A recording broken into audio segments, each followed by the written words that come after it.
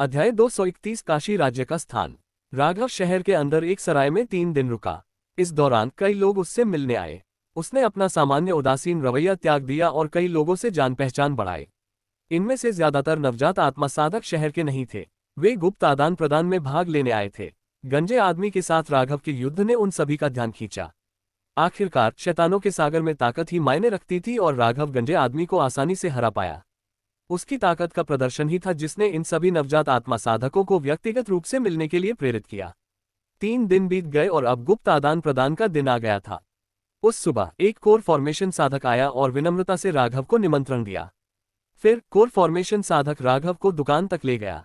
दुकान के उस बूढ़े व्यक्ति ने राघव को देखते ही तुरंत बहुत सम्मान दिया। वह राघव को सावधानी से एक दीवार के पास ले गया, फिर उसे कुछ बार थपथपाया। उसके बाद दीवारें शांत पानी की तरह लहराने लगी जिसमें अभी अभी कोई पत्थर गिरा हो। ये सब करने के बाद उन्होंने एक वस्त्र निकाला और राघव को दे दिया। राघव वहीं खड़ा रहा लेकिन आगे नहीं बढ़ा। उसने अपनी दिव्य इंद्रिय को अंदर भेजा। उसने पाया कि अंदर एक अलग जगह थी जिसमें एक बहुत ही सुंदर मचान था। अंदर 7-8 साधक थे, सभी ने एक जैसे वस्त्र पहने हुए थे। कुछ अकेले बैठे थे जबकि अन्य आपस में बातें कर रहे थे। जब राघव ने अपनी दिव्य इंद्रिय भेजी तो केवल एक अधेड़ उम्र के विद्वान से दिखने वाले व्यक्ति ने अपनी आंखें खोली। ऐसा लग रहा था कि किसी और ने राघव की दिव्य इंद्रिय को नहीं देखा। यह विद्वान व्यक्ति एकमात्र ऐसा व्यक्ति भी था जिसने वस्त्र नहीं पहना था। विद्वान व्यक्ति के भाव वही रहे लेकिन उसकी आंखों में आश्चर्य की एक झलक दिखाई दी। राघव चौंक गया। जब उसने अपनी दिव्य इंद्रिय से सभी को देखा तो उसने पाया कि वहां उपस्थित सभी लोग नवजात आत्मा के प्रारंभिक चरण में थे, सिवाय उस विद्वान व्यक्ति के।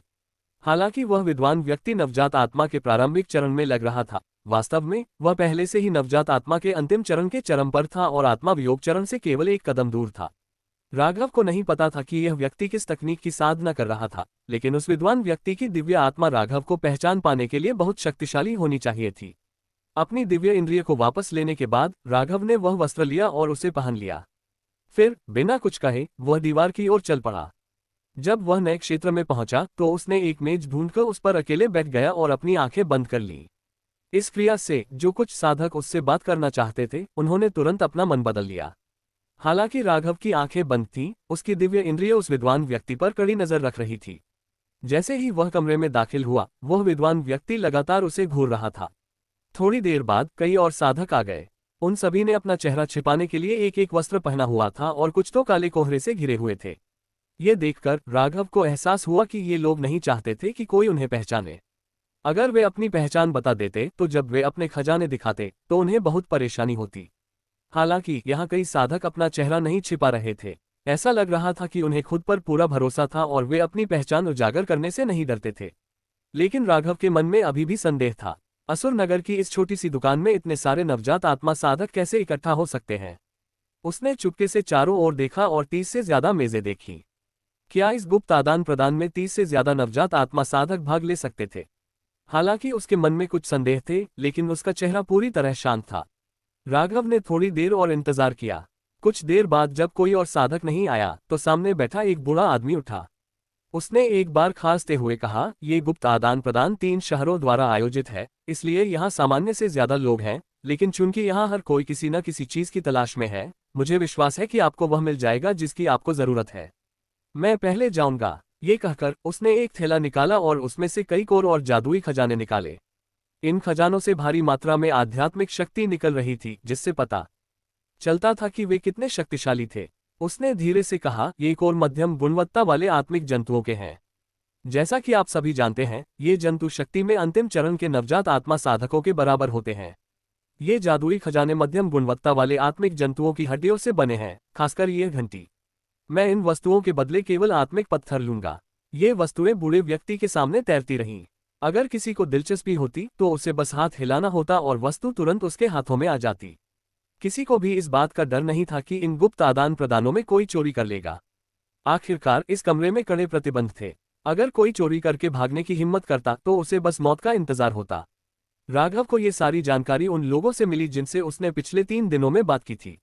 जैसे ही उसने सुना कि यह आदान प्रदान 3 शहरों द्वारा आयोजित किया जा रहा है, उसे समझ आ गया कि यह जगह एक खास जगह है। तीनों शहरों में कई दुकानें रही होंगी और साधकों को यहाँ प्रवेश करने के लिए बस उनमें से एक को चुनना था। परिणामस्वरूप प्रतिभागियों की सुरक्षा सुनिश्चित हो जाती। काफी देर इंतजार करने के बाद एक साधक ने आत्मिक पत्थरों के बदले घंटी ले ली। किसी और ने कोई प्रस्ताव नहीं दिया। जल्द ही अगले व्यक्ति की बारी आ गई। धीरे धीरे विभिन्न जादुई खजाने, गोलियां और स्क्रॉल प्रदर्शित किए गए। उन सभी की कीमतें ऊंची थीं। ये दर्शाता था कि यहाँ बिकने वाली वस्तुएं कितनी कीमती थीं। इनमें से किसी भी वस्तु को खजाना शोधन मंडप की सबसे ऊंची मंजिल पर रखा जा सकता था और उसे खगोलीय मूल्य पर बेचा जा सकता था। यहाँ ज्यादातर साधक केवल अदला बदली करते थे। उन्हें सबसे ज्यादा पसंद गोलियां और खजाने की सामग्री थी। बेशक अगर पूरी गोलियां और खजाने होते तो वे भी अच्छे होते। उसके बाद स्पिरिट स्टोन थे। अगर ये शैतानों के सागर के आसपास के कोहरे के छटने से पहले होते तो स्पिरिट स्टोन का ज्यादा उपयोग नहीं होता। उनका मूल्य कम था क्योंकि साधना के लिए उनकी कभी कभार ही जरूरत होती थी। कोहरा छटने और राक्षसों के सागर को जानवरों से ढकने के बाद लोगों ने स्थानांतरण सरणियों का ज्यादा इस्तेमाल करना शुरू कर दिया। स्थानांतरण सरणियां दो प्रकार की थीं। एक प्राचीन स्थानांतरण सरणियां थीं जो प्राचीन साधकों द्वारा बनाई जाती थीं। कुछ ही बची थीं और उनमें से कई क्षतिग्रस्त हो गई थीं, इसलिए बहुत कम का उपयोग किया जा सकता था। इस्तेमाल किए गए स्पिरिट स्टोन की मात्रा के आधार पर वे किसी को कम से कम 1000 किलोमीटर दूर टेलीपोर्ट कर सकते थे। हालांकि उनका उपयोग करने के लिए आपको एक उच्च गुणवत्ता वाले स्पिरिट स्टोन का उपयोग करना होगा, इसलिए शैतानों के सागर में कोई भी उनका उपयोग नहीं कर सकता था। आखिरकार उच्च गुणवत्ता वाले स्पिरिट स्टोन लगभग विलुप्त हो चुके थे। अगर किसी के पास कुछ होते भी तो बहुत कम लोग ट्रांसफर एरे पर उनका उपयोग करने को तैयार होते। दूसरे प्रकार के ट्रांसफर एरे थे। ये बहुत सरल थे। उनकी कीमत 10 निम्न गुणवत्ता वाले स्पिरिट स्टोन से लेकर 100 से कम मध्यम गुणवत्ता वाले स्पिरिट स्टोन तक थी। अधिक से अधिक वे कई 100 किलोमीटर दूर टेलीपोर्ट कर सकते थे। क्योंकि वे इतने किफायती थे, वे साधकों के बीच यात्रा का पसंदीदा तरीका थे। लेकिन परिणामस्वरूप स्पिरिट स्टोन की खपत बढ़ गई और साथ ही उनका मूल्य भी बढ़ गया। कई बार आदान प्रदान के बाद अब रेनकोट पहने एक साधक की बारी थी। उसने अपना सिर नीचा करके कर्कश स्वर में कहा, मेरे पास बेचने के लिए ज्यादा चीजें नहीं हैं, बस कुछ प्राचीन ग्रंथ हैं। अगर कोई साथी साधक रुचि रखता है तो आप उसे बदल सकते हैं, लेकिन इन ग्रंथों की प्रकृति के कारण मैं आपको इन्हें करीब से देखने की अनुमति नहीं दे सकता। ये कहते हुए उसने अपने थैले पर हाथ मारा और 7-8 जैड के टुकड़े उड़कर बाहर आ गए।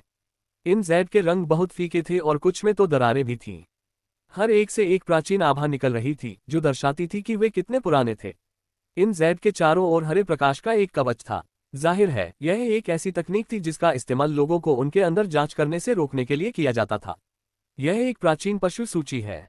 यह प्राचीन साधक विश्व का गुप्त ग्रंथ है। यह एक प्राचीन स्थानांतरण सरणी उत्पादन विधि है।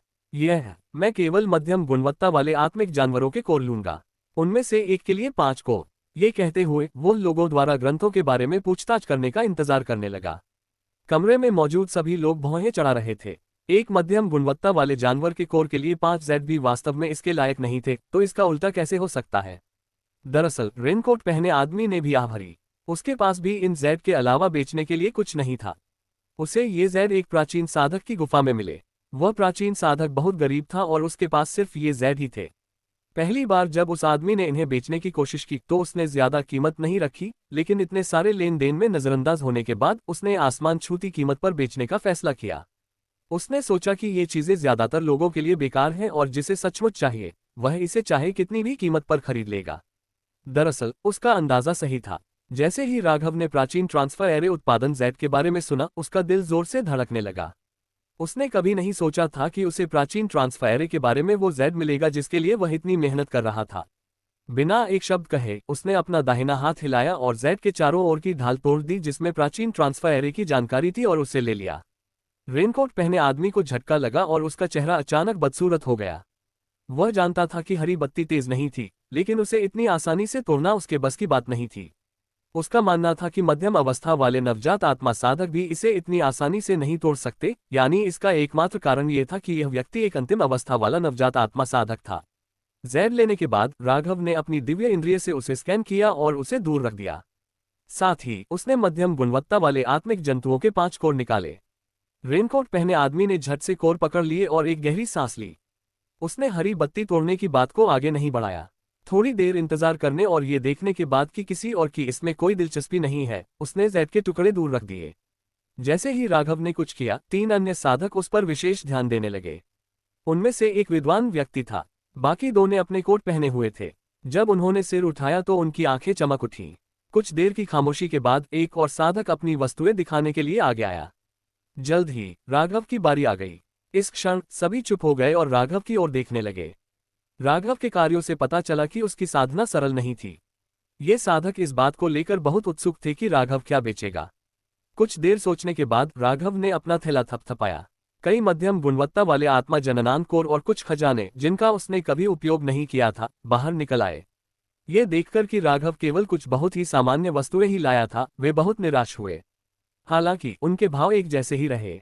आखिरकार वे सभी नवजात आत्मा अवस्था में पहुंच चुके थे। इतने लंबे समय तक साधना करने के कारण वे अपने भावों को छिपाने में बहुत कुशल थे। राघव ने धीरे से कहा, मैं गरुड़ाले ग्रह के एक मानचित्र के बदले व्यापार करना चाहता हूँ। जितना अधिक पूर्ण उतना ही बेहतर। जैसे ही ये शब्द निकले, सभी साधकों के भाव अजीब हो गए। काफी देर बाद उनमें से एक ने कहा, साथी साधक, केवल इन वस्तुओं के साथ मानचित्र के बदले व्यापार करना बहुत कठिन होगा। मुझे डर है कि आप केवल शैतानों के सागर के मानचित्र के बदले भी व्यापार नहीं कर पाएंगे। राघव ने शांति से कहा, ओह, तो फिर मुझे नक्शे के बदले क्या देना होगा? विद्वान व्यक्ति ने एक गर्मजोशी भरी मुस्कान दी और कहा, साथी साधक शैतानों के सागर में नए होंगे, इसलिए मैं उन्हें समझाता हूँ।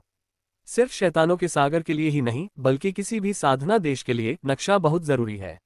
आखिरकार गरुड़ाले ग्रह बहुत बड़ा है। अगर आपके पास नक्शा नहीं है तो आपको पता ही नहीं चलेगा कि कहाँ जाना है। जहां तक शैतानों के सागर की बात है तो यह और भी जरूरी है। शैतानों के सागर के नक्शे की एक प्रति की कीमत 1 लाख उच्च गुणवत्ता वाले स्पिरिट स्टोन्स होगी और कोई भी कम गुणवत्ता वाले या मध्यम गुणवत्ता वाले स्पिरिट स्टोन्स भी नहीं लेगा। सिर्फ साथी साधक के खजानों के साथ ये काफी नहीं है। जहां तक गरुड़ाले ग्रह के नक्शे की बात है, यह ऐसी चीज नहीं है जो कोई भी व्यक्ति अपना सके। अगर साथी साधक चाहे तो मेरे पास शैतानों के सागर का नक्शा है। हालांकि ये सिर्फ एक निम्न गुणवत्ता वाला नक्शा है जिसमें बहुत सारे अनदेखे क्षेत्र हैं। राघव ने थोड़ा सोचा और पूछा, क्या साथी साधक के पास शैतानों के सागर के आसपास के देशों का एक सामान्य विस्तृत क्षेत्र का नक्शा है? विद्वान व्यक्ति ने सावधानी से मुस्कुराते हुए अपना सिर हिलाया और कहा, मेरे पास उस तरह का नक्शा नहीं है। कोने में बैठे एक साधक ने अचानक कहा, मेरे पास एक है। यह उन साधकों में से एक था जिनकी आंखें राघव के पहले अभिनय करने पर चमक उठी। राघव की नजर उस व्यक्ति पर पड़ी। वस्त्र पहने साधक ने धीरे से कहा, शैतानों के सागर का एक उच्च गुणवत्ता वाला नक्शा जिसमें आसपास के 4 महाद्वीपों के साथ 148 देश शामिल हैं। आप क्या कीमत देने को तैयार हैं? जैसे ही ये शब्द निकले, सभी साधक मुड़े और उनकी आंखें चमक उठी। एक उच्च गुणवत्ता वाला नक्शा पहले से ही बहुत दुर्लभ था, लेकिन इसमें तो आसपास के 4 महाद्वीप और 148 देश भी शामिल थे। एक नक्शा कृपाल सिंह से मिला था और दूसरा युद्ध देवता के मंदिर से। युद्ध देवता के मंदिर से मिले नक्शे में केवल देश और उसके आसपास के इलाकों की विस्तृत जानकारी थी, जो कि दानव सागर के बाहरी समुद्र तक थी।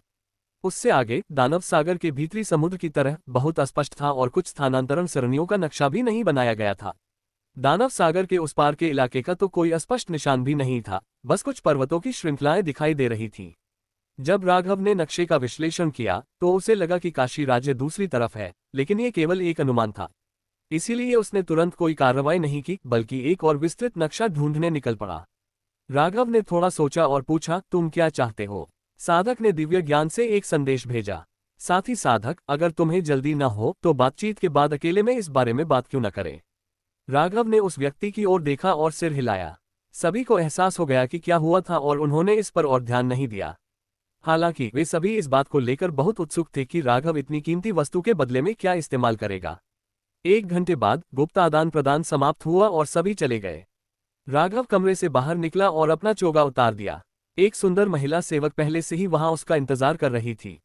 राघव को देखकर उसने आदरपूर्वक कहा, वरिष्ठ, मेरे गुरु ने कहा है कि उनकी आपसे एक मुलाकात है, इसलिए उन्होंने मुझे आपको अपने पास ले जाने के लिए कहा है। राघव का दिल कांप उठा और वह और भी सतर्क हो गया, लेकिन उसका भाव शांत रहा। उसने उस महिला की ओर देखा। वह कुंवारी नहीं थी और अभी नींव स्थापना के मध्य चरण में थी। हालांकि उसकी आध्यात्मिक शक्ति बहुत कमजोर थी। स्पष्ट रूप से वह बहुत सारी दवाओं के प्रभाव से इस स्तर तक पहुंची थी। राघव के दिल को पहले से ही स्थिति का कुछ अंदाजा था। उस महिला के मार्गदर्शन में राघव शहर के बीचों बीच एक साधारण से घर में पहुंचा। वह दरवाजे के बाहर रुकी और बोली, वरिष्ठ, कृपया अंदर आए। कनिष्ठ यहाँ पहरा देगा। राघव ने बिना कुछ कहे अंदर चला गया। उसने अपनी दिव्य इंद्री पहले ही अंदर भेज दी थी। उसने लाल कमीज पहने एक टेढ़ी नाक वाले बूढ़े व्यक्ति को देखा। वह अपने बगल में एक हरी चाय की प्याली लिए बैठा था। जब बूढ़े व्यक्ति ने राघव को अंदर आते देखा तो वह हंसा और बोला, आओ बैठो साथी साधक। यह अग्निकुंड देश की उच्च गुणवत्ता वाली चाय है। मैंने ये चाय खास तौर पर दोस्तों के मनोरंजन के लिए बनाई है। राघव ने हाथ जोड़े और बूढ़े व्यक्ति के सामने बैठ गया। उसने चाय की तरफ देखा तक नहीं, बस आसपास का जायजा लेने लगा। वह आसानी से देख सकता था कि यह बूढ़ा व्यक्ति नवजात आत्मा के मध्य चरण में था। बूढ़े व्यक्ति ने कोई आपत्ति नहीं जताई और खुद 2 कप चाय डाली। उसने चाय की चुस्की ली और पूछा, साथी साधक का नाम क्या है? राघव मुस्कुराया और बोला, राघव। बूढ़े व्यक्ति ने अपना कप नीचे रख दिया और धीरे से मुस्कुराया। साथी साधक शर्मा, मेरा नाम जुनैद खान है। राघव बूढ़े व्यक्ति को देखकर दंग रह गया। बूढ़े व्यक्ति ने राघव के हाव भाव देखे और पूछा, क्या साथी साधक शर्मा ने मेरे बारे में सुना है? राघव ने अपना सिर हिलाया और शांति से कहा, नहीं, बात बस इतनी है कि उस साथी साधक का नाम मेरे एक दोस्त के नाम जैसा ही है, इसलिए मैं एक पल के लिए वहीं खो गया। बूढ़ा आदमी जोर से हंस पड़ा, लेकिन मन ही मन सोचा, इस व्यक्ति का क्या मतलब है? क्या इसने जानबूझकर मेरे साथ खिलवाड़ करने के लिए ऐसा किया है? बूढ़ा आदमी समझ नहीं पाया कि राघव क्या सोच रहा है, लेकिन उसने हंसते हुए कहा, अगर मौका मिले तो मैं इस व्यक्ति से मिलना चाहूंगा। ये कहकर उसने अपना बैग थपथपाया। उसने बैग निकाला और कहा, साथी साधक शर्मा, ये वही नक्शा है जिसके बारे में मैं बात कर रहा था। मैं इससे तुम्हें दिखाता हूँ। जब तुम इसे जांच लोगे और यह सुनिश्चित कर लोगे कि कोई समस्या नहीं है, तब हम अपने सौदे के बारे में बात कर सकते हैं। जैसे ही बूढ़े आदमी ने थोड़ी आध्यात्मिक शक्ति भेजी, जैद ने एक हल्की रोशनी छोड़ी। तुरंत जैद ने राघव के सामने एक विशाल नक्शा प्रदर्शित किया। यह नक्शा बेहद विस्तृत था। इसमें प्रत्येक प्राचीन स्थानांतरण सरणियों के नुकसान के स्तर का भी विस्तृत विवरण था। इसमें हर क्षेत्र की स्थिति का विवरण और यहां तक कि सभी नवजात आत्मा और उच्च साधकों के नाम भी थे। ये मुख्य आकर्षण नहीं थे, बल्कि इसमें हर प्राचीन स्थानांतरण सरणी के संबंध की विस्तृत जानकारी भी थी। बस यही बात इस नक्शे की कीमत को आसमान छूने का कारण बनती। राघव को और भी ज्यादा उत्साहित करने वाली बात यह थी कि इसमें हर देश की शक्ति के बारे में भी कुछ विवरण थे। इसमें खदानों और जंगली जानवरों के ठिकानों का भी विस्तृत विवरण था। नतीजतन यह नक्शा अकल्पनीय रूप से कीमती था। अगर ये सारी चीजें राघव के लिए काफी आकर्षक नहीं थीं, तो इसने उसे पूरी तरह से चौंका दिया। शैतानों के सागर के आसपास के क्षेत्र में युद्ध देवता के मंदिर से मिले नक्शे की तरह सिर्फ 2 महाद्वीप नहीं थे, बल्कि 4 थे।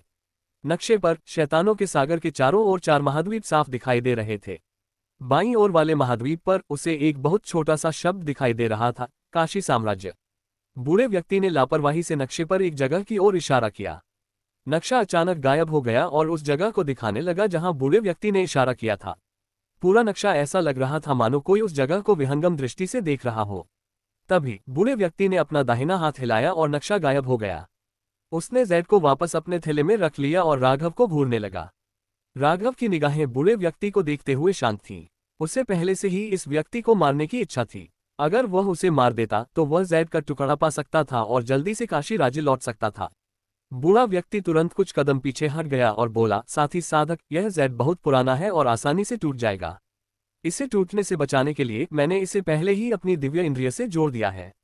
राघव की निगाहें शांत थीं और उसने धीरे से पूछा, तुम्हें क्या चाहिए? बूढ़े व्यक्ति ने दांत भींचे और कहा, अगर तुम मुझे एक व्यक्ति को मारने में मदद करोगे तो मैं तुम्हें जैद का ये टुकड़ा दूंगा। राघव की आंखों में एक ठंडी रोशनी चमक उठी। उसने पूछा, किस स्तर की साधना? बूढ़े व्यक्ति ने जल्दी से कहा, अंतिम चरण नवजात आत्मा विच्छेदन में आधा कदम।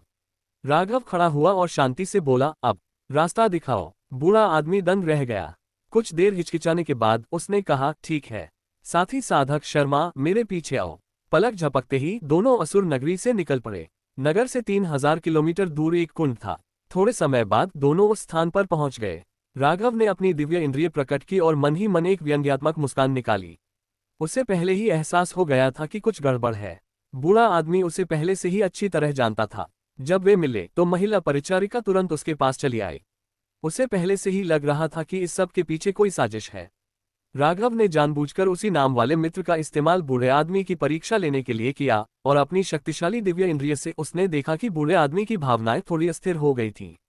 अब स्थिति को देखते हुए सब कुछ ठीक वैसा ही था जैसा उसने अनुमान लगाया था। कुंड के नीचे एक संरचना थी जिसमें 4 नवजात आत्मा साधक छिपे हुए थे। राघव ने शांति से कहा, गंदे आदमी का मर जाना अफसोस की बात है, वरना तुम 6 नो एस्केप किलिंग फॉर्मेशन का बखूबी इस्तेमाल कर सकते थे। हुक्नुमा नाक वाले आदमी के हाव भाव अचानक बदल गए और उसी क्षण राघव का पवित्र क्षेत्र हिल गया। बूढ़े आदमी के पास जैद तोड़ने का भी समय नहीं था। वह अपने सामने सिर्फ लाल बत्ती देख पा रहा था। अध्याय 232 तलवार की म्यान। बूढ़े आदमी ने राघव की बातें सुनी और चौंक गया। उसने पलटकर देखा तो लाल बिजली की कतारें चमक रही थीं। ये उसके जीवन की आखिरी चीजें थीं। पवित्र क्षेत्र फूट पड़ा और उसने बूढ़े आदमी के शरीर को तुरंत नष्ट कर दिया। जैसे ही उसकी नवजात आत्मा बाहर निकलने वाली थी, राघव की हथेली बूढ़े आदमी की छाती से टकराए। आध्यात्मिक ऊर्जा की एक लहर बूढ़े आदमी के शरीर में प्रवेश कर गई, जिससे नवजात आत्मा अंदर फंस गई। बूढ़ा आदमी बस देख सकता था कि राघव उसकी नवजात आत्मा को ले गया और उसे खा गया। कुंड में छिपे 4 लोगों की नजर में राघव अब एक राक्षस था। किसी की नवजात आत्मा के लिए उसे मारना और फिर उसे सीधे खा जाना उनकी सामान्य मान्यताओं के बिल्कुल विपरीत था। ये कहना होगा कि ये सभी लोग राक्षसी साधक थे। उन्होंने कई लोगों को उनकी नवजात आत्माओं के लिए मरते देखा था, लेकिन किसी को सीधे खाए जाते हुए कभी नहीं देखा था। उन्हें लगा कि राघव ही असली राक्षसी साधक है। राघव पर घात लगाने वाले चारों लोग सभी स्तब्ध रह गए। वे जल्दी से कुंड से बाहर निकले और अलग अलग दिशाओं में भाग गए। लेकिन उन चारों ने राघव को परेशान करने की ठान ली थी। राघव के हिलने डुलने के बिना ही उसके पवित्र क्षेत्र ने उन चारों को तुरंत पकड़ लिया और उन्हें मार डाला। राघव ने अपने पवित्र क्षेत्र से लगातार 5 लोगों को मारने के लिए बहुत सारी नवजात ऊर्जा का इस्तेमाल किया। उसने जल्दी से चारों साधकों की नवजात आत्माओं को पकड़ लिया और उन्हें खा लिया। प्राचीन देवता की इस युक्ति ने नवजात आत्माओं को तुरंत अपने में समाहित कर लिया। राघव अपनी सारी खर्च हो चुकी नवजात ऊर्जा को पुनः प्राप्त करने में सक्षम हो गया और अपनी साधना का स्तर भी थोड़ा बढ़ा लिया। उसके बाद राघव ने उन सभी थैलों को इकट्ठा किया और उन्हें एक एक करके खोला। सबसे पहले राघव ने ये सुनिश्चित करने के लिए जांच की कि मानचित्र Z अभी भी बरकरार है और एक सांस छोड़ी। हालांकि बाकी थैलों में कुछ जादुई खजाने थे, लेकिन राघव का ध्यान केवल एक चीज ने खींचा। जैसे ही उसने इस वस्तु को देखा, उसकी आध्यात्मिक ऊर्जा उसकी भावनाओं के साथ हिल गई। थोड़ी देर बाद वह शांत हो गया और अपने हाथ में उस वस्तु को घूरने लगा। यह एक तलवार की म्यान थी, एक सामान्य सी दिखने वाली तलवार की म्यान, एक प्राचीन आभा उत्सर्जित करने वाली तलवार की म्यान। राघव ने एक गहरी सांस ली और ध्यान से कुछ देखा। उसके चेहरे पर एक अजीब सा भाव था। यह तलवार की म्यान बिल्कुल उस समय वाली तलवार की म्यान जैसी लग रही थी, लेकिन वह जानता था कि यह वही नहीं है। उस समय वाली तलवार की म्यान राघव के ठंडे दिल से निखर गई थी, इसलिए अगर वह उसे एक बार फिर पकड़ता तो उसे पता चल जाता। हालांकि यह तलवार की म्यान बिल्कुल उस समय वाली म्यान जैसी ही लग रही थी, लेकिन राघव जानता था कि यह बिल्कुल वैसी नहीं है। दूसरी बात जिससे उसे यकीन हुआ कि यह बिल्कुल वैसी नहीं है, वह यह थी कि चूंकि राघव ने उस तलवार की म्यान को कई बार इस्तेमाल किया था, इसलिए वह जानता था कि म्यान के बीच में एक अजीब सी नक्काशी है। हालांकि इस म्यान में भी एक अजीब सी नक्काशी थी, लेकिन यह वैसी नहीं थी। थोड़ा सोचने के बाद राघव ने अपने बैग पर हाथ मारा और एक सामान्य उड़ती हुई तलवार निकाली और धीरे से उसे म्यान में डाल दिया। जब तलवार 3/5वां हिस्सा अंदर चली गई, तो उसने एक जोरदार दबाव महसूस किया जिसने तलवार को और अंदर जाने से रोक दिया। राघव की आंखें चमक उठीं। उसने किसी आध्यात्मिक शक्ति का इस्तेमाल किया और तलवार को नीचे धकेल दिया। राघव के चेहरे के भाव बदल गए जब उसने म्यान से एक जबरदस्त हत्या की भावना महसूस की। लगभग बिना किसी हिचकिचाहट के उसने तलवार और म्यान दोनों नीचे गिरा दिए। तलवार बाहर निकल गई और टुकड़े टुकड़े हो गई। इसके बाद तलवार की म्यान से भारी मात्रा में हत्या की भावना निकली। उसी क्षण आकाश अचानक काला पड़ गया और राघव के नीचे के बेसिन में सैकड़ों मीटर तक फैली एक गहरी खाई दिखाई दी। राघव का सिर सुन्न हो गया। उसने म्यान की ओर देखा और एक गहरी सांस ली। फिर उसने ध्यान से तलवार की म्यान को अपने थैले में रख लिया और उसे छूने की हिम्मत नहीं की। अपनी वर्तमान साधना के स्तर के साथ वह आसानी से देख सकता था कि तलवार की म्यान के अंदर जबरदस्त हत्या की भावना बंद थी। जब उसने तलवार को जोर से अंदर डाला तो उसमें से थोड़ी सी तलवार निकली, लेकिन वह थोड़ी सी ही इतनी शक्तिशाली थी कि राघव कल्पना भी नहीं कर सकता था कि म्यान में कितनी शक्ति है। परिणामस्वरूप उसे और भी यकीन हो गया कि यह म्यान उस समय वाले म्यान जैसा नहीं है। उस समय के म्यान में उड़ती हुई तलवार की ताकत बढ़ाने की क्षमता थी। रास्ते के 1/5वें हिस्से से 3/5वें हिस्से तक शक्ति में वृद्धि का अंतर बहुत बड़ा था। कुछ देर विचार करने के बाद राघव तलवार की म्यान के बारे में जानने को उत्सुक हो गया। उसे लगा कि ये तलवार की म्यानें केवल 2 नहीं हैं। अग्निकुंड देश में एक ज्वालामुखी के अंदर ज्वालामुखी को साधकों ने सक्रिय से मृत ज्वालामुखी में बदल दिया था। इसमें अब कोई लावा नहीं था। इसके अंदर कई बड़े और छोटे कमरे थे और हर कमरे के अंदर एक साधक था। ये लोग अग्निकुंड देश के विनाश के बचे हुए लोग थे। उस समय अग्निकुंड पर कई अन्य देशों के साथ एक अकुपारा ने हमला किया था। 4 प्रमुख संप्रदायों को बेदखल कर दिया गया था और यही वह समय था जब मिक्का को अपना घर छोड़ने के लिए मजबूर किया गया था। इस ज्वालामुखी के नीचे एक पूरी इमारत थी। ये युद्ध देवता का मंदिर था। इस समय कई क्रिस्टल कमरों में से एक चमक उठा। तुरंत एक मुरझाया हुआ हाथ उठा और एक मुरझाया हुआ शरीर कमरे से बाहर निकला। बाहर निकलने के बाद उसने अपने दाहिने हाथ से जमीन दबाई। अचानक पूरे मंदिर से हरी ऊर्जा एकत्रित होकर उसके शरीर में प्रवेश कर गई। धीरे धीरे उसके शरीर की मांसपेशियां और त्वचा फिर से विकसित होने लगी। कुछ ही देर बाद एक युवक प्रकट हुआ जो एक अजीब सा वातावरण बिखेर रहा था। यह व्यक्ति बहुत सुंदर लग रहा था, लेकिन उसमें बुराई का भी आभास था। जैसे जैसे वह धीरे धीरे सचेत हुआ, उसकी आंखों से एक प्राचीन प्रकाश प्रकट हुआ। उसने कुछ देर सोचा और बुदबुदाया, 3000 वर्षों की चिकित्सा के बाद आखिरकार मैंने अपनी साधना को 30% तक ठीक होने दिया। उसने अपने दाहिने हाथ से मुट्ठी बांध ली। उसने भौहें चढ़ाईं और खुद से कहा, लगभग आत्मा परिवर्तन जैसा ही। हालांकि यह पर्याप्त नहीं है, लेकिन तारा चक्र की मदद से यह इस ग्रह से भागने के लिए पर्याप्त होना चाहिए। अगर मैं अपने ग्रह पर लौट जाऊं तो मेरी रिकवरी बहुत तेजी से होगी। उसने एक गहरी सांस ली और अपनी कमर पर हाथ मारा, लेकिन उसके चेहरे के भाव अचानक अजीब हो गए क्योंकि उसे कुछ भी नहीं लगा। उसने इस कमर को देखा और एक पल के लिए स्तब्ध रह गया, फिर उसका चेहरा काला पड़ गया। बिना कुछ कहे उसने अपना हाथ हिलाया और उसके सामने एक क्रिस्टल स्क्रीन प्रकट हुई। स्क्रीन पर छवि लगातार घूम रही थी जब तक कि वह एक पल के लिए रुक नहीं गई। इस दृश्य में स्पष्ट रूप से राघव को इस कमरे में प्रवेश करते और होल्डिंग बैग लेते हुए दिखाया गया था। युवक छवि में राघव को घूर रहा था। उसने अपनी आंखें बंद कर ली और अपनी दिव्य इंद्रिय फैला दी। जैसे जैसे उसकी दिव्य इंद्रिय फैलती गई, वह होल्डिंग बैग से आध्यात्मिक ऊर्जा के उतार चढ़ाव को महसूस कर सकता था। उसने अपनी आंखें खोली और उसका शरीर कमरे से गायब हो गया। वह शैतानों के समुद्र के ऊपर आकाश में फिर से प्रकट हुआ और चिल्लाया, भूत आत्मा खोज तकनीक। अचानक उसके शरीर से अनगिनत हरी रोशनियां निकली। प्रत्येक हरी रोशनी युवक के समान आकार में बदल गई और फैल गई। युवक का शरीर पलक झपकते ही गायब हो गया। काश उसकी गति 10 गुना, 100 गुना, 1000 गुना बढ़ जाती। काश वह तुरंत काशी राज्य लौट पाता। लेकिन हकीकत बहुत बेरहम थी। नक्शा मिलने के बाद उसे पता चला कि वह काशी राज्य से बहुत दूर है। अगर वह सिर्फ उड़ान पर निर्भर रहता तो उसे अपने देश पहुंचने में कई साल लग जाते। जाहिर है राघव यही नहीं चाहता था, इसलिए उसे प्राचीन स्थानांतरण सरणियों का इस्तेमाल करना पड़ा। अच्छी बात यह थी कि नक्शे में प्राचीन स्थानांतरण सरणियों के बारे में विस्तृत जानकारी थी, इसलिए कुछ समय बिताने के बाद राघव ने काशी राज्य लौटने के लिए एक रास्ता तैयार किया। इस रास्ते पर उसे 3 प्राचीन स्थानांतरण सरणियों से गुजरना था।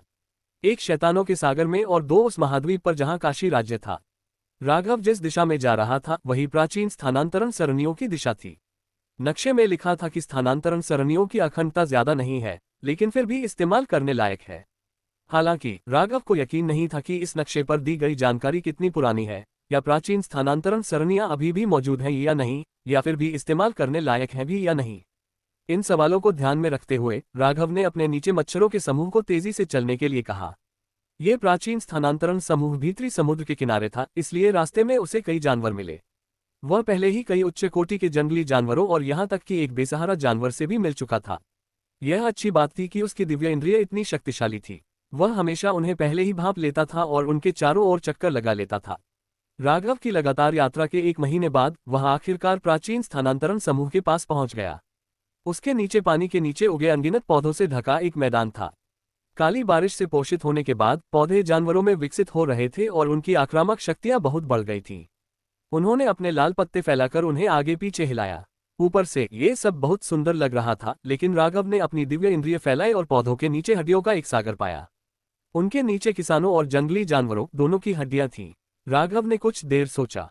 जब उसने अपनी दिव्य इंद्रिय फैलाई तो उसे स्थानांतरण समूह मिल गया। वह मच्छरों के राक्षस की पीठ से कूद गया और पलक झपकते ही उस प्राचीन ट्रांसफर व्यूह के पास पहुंच गया। राघव ने भौहें चढ़ाईं। यहां बहुत ज्यादा लाल पत्तियां उगी हुई थीं। उन्होंने न सिर्फ ट्रांसफर व्यूह के एक हिस्से को ढक रखा था, बल्कि कुछ पौधे भी थे जिन्होंने ट्रांसफर व्यूह में जड़ें जमा ली थीं। इसका मतलब था कि ट्रांसफर व्यूह को जरूर कुछ नुकसान पहुंचा होगा। उसकी आंखें चमक उठीं। उसने हाथ हिलाया और एक काली तलवार बिजली की तरह जमीन पर पड़े पौधों की ओर उड़ी। जब भी वह किसी पौधे को काटती तो पौधे से लाल खून जैसा तरल पदार्थ निकलता। जल्द ही पूरी जमीन उससे ढक गई। अध्याय 233 रुकें। जैसे जैसे तरल पदार्थ से और पौधे उगते गए, जमीन से खतरनाक आभा के कण निकलने लगे। इस बार पौधे और भी बड़े और रंग बिरंगे थे। राघव का दिल बैठ गया। उसने हाथ हिलाया और उड़ती हुई तलवार वापस आ गई। हालांकि अब उड़ती हुई तलवार का रंग बहुत धुंधला हो गया था। वह बहुत सूखी हुई लग रही थी। राघव के दोनों हाथों ने एक मोहर बना ली। अचानक तलवार के चारों ओर हवा का एक झोंका आया, जिससे उस पर चिपका तरल पदार्थ बह गया। सारा तरल पदार्थ निकल जाने के बाद तलवार अपनी सामान्य अवस्था में आ गई। एक नजर डालने के बाद राघव ने उड़ती हुई तलवार को एक तरफ रख दिया। पौधों के अंतहीन सागर को घूरते हुए उसने अपने बैग पर हाथ मारा और प्रतिबंध का झंडा निकाला। उसने हाथ मिलाया और प्रतिबंध का झंडा तुरंत बड़ा हो गया और जमीन पर छाने लगा। 99 प्रतिबंधों से 99 ड्रैगन बन गए। ड्रैगन पागलों की तरह प्राचीन प्रतिबंध के चारों ओर चक्कर लगा रहे थे। हर बार जब ड्रैगन प्रतिबंध के चारों ओर चक्कर लगाते तो अनगिनत लाल पौधे मर जाते और अनगिनत मात्रा में लाल तरल पदार्थ उगलते। राघव के हाथों से तेजी से कुछ मुहरें निकली और वह चिल्लाया, खोलो। अचानक लाल तरल का सागर बीच से फट गया, मानो विशाल हाथ उसे अलग कर रहे हों। लाल तरल एक तरफ खिसक गया, जिससे प्राचीन स्थानांतरण सरणी प्रकट हुई। राघव ने बिना किसी हिचकिचाहट के जमीन पर उतरकर प्राचीन स्थानांतरण सरणी को ज़ैड के एक टुकड़े पर अंकित कर लिया। वह वापस हवा में उड़ गया और प्रतिबंध ध्वज को वापस पाने के लिए हाथ हिलाया। प्रतिबंध ध्वज राघव के पास वापस आने के बाद लाल तरल ने स्थानांतरण सरणी को एक बार फिर ढक लिया। एक एक करके और भी बड़े पौधे उस क्षेत्र को ढकने लगे। उनकी ऊंचाई पहले ही 1 दर्जन फीट तक पहुंच चुकी थी, जो पहले से 3 गुना ज्यादा थी। राघव हवा में तैर रहा था और गंभीर भाव से ज़ैड को देख रहा था। काफी देर बाद उसने एक विचारमग्न भाव प्रकट किया और बिना कुछ कहे चला गया। राघव को यहां पहुंचने में लगे 1 महीने के दौरान उसने प्राचीन स्थानांतरण सरणी निर्माण नियमावली का अध्ययन शुरू कर दिया था, जो उसे 5 मध्यम गुणवत्ता वाले बीस्ट कोर के लिए मिली थी। हालांकि प्राचीन स्थानांतरण सरणियों की अवधारणा जटिल थी, राघव को पहले से ही संरचनाओं और स्थानांतरण सरणियों का अच्छा ज्ञान था। इस तथ्य के अलावा कि वह केवल मरम्मत करना चाहता था, निर्माण नहीं, वह उनके बारे में कुछ जानकारी प्राप्त करने में सक्षम था। हालांकि केवल अपने ज्ञान के बल पर उसे नहीं पता था कि वह ऐसा कर पाएगा या नहीं, लेकिन अगर उसे शैतानों के सागर में किसी ऐसे व्यक्ति को ढूंढना पड़ा जो प्राचीन स्थानांतरण सरणियों में विशेषज्ञ हो, तो ये बहुत मुश्किल होगा जब तक कि 6 इच्छाधारी शैतान भगवान जीवित न हो जाएं। राघव ने नक्शे में दिए गए विवरण के अनुसार 7 दिनों तक खोज की, तब जाकर उसे आखिरकार एक और प्राचीन स्थानांतरण सरणियां मिली। वह जगह जंगली जानवरों से भरी हुई थी, लेकिन मच्छर जानवर ने उन सभी को जल्दी से भगा दिया। राघव को सबसे ज्यादा आश्चर्य इस बात का था कि यह स्थानांतरण सरणियां पूरी तरह से बरकरार थीं। कुछ देर तक उसका अध्ययन करने के बाद उसकी नज़र स्थानांतरण सरणियों के एक हिस्से पर पड़ी। यह हिस्सा बाकी हिस्सों से बिल्कुल अलग था। राघव दंग रह गया। उसने महसूस किया कि यह हिस्सा बाद में किसी ऐसे व्यक्ति द्वारा जोड़ा गया था जिसने इस प्राचीन स्थानांतरण सरणियों की मरम्मत की थी। राघव ने थोड़ा सोचा। वह समझ नहीं पा रहा था कि कोई इस स्थानांतरण सरणियों को क्यों ठीक करना चाहेगा। क्या वे भी उसकी तरह किसी दूसरे महाद्वीप में स्थानांतरित होना चाहते थे? एक क्षण बाद राघव ने स्थानांतरण सरणियों से कुछ हिस्से निकाले। वह थोड़ा हिचकिचाया और मच्छर जानवर की पीठ पर सवार होकर जाने से पहले सरणियों के एक हिस्से को नष्ट कर दिया। राघव पहले ही 3 ट्रांसफर एरे खोल चुका था, लेकिन इससे उसे ऐसा लग रहा था जैसे उसके दिल पर कोई भारी पत्थर का बोझ हो। जिन 3 ट्रांसफर एरे को उसने देखा था, उनमें से 2 पूरी तरह से सही सलामत थे और दोनों में किसी ने मरम्मत की थी, ऐसा लग रहा था।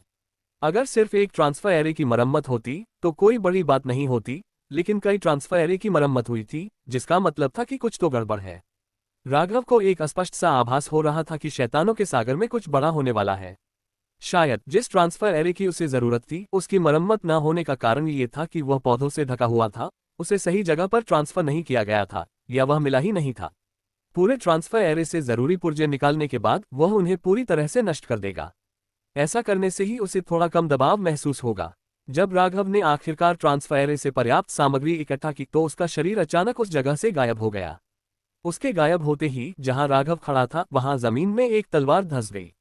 राघव के चेहरे पर उदासी थी क्योंकि वह हवा में दिखाई दिया और दूर खड़े काले कपड़े पहने आदमी को घूर रहा था।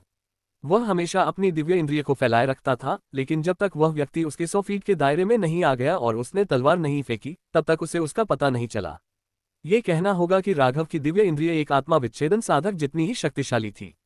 अगर वह कोई सामान्य नवजात आत्मा साधक होता तो उसे तब तक कुछ पता नहीं चलता जब तक तलवार उसके शरीर में न घुस जाए।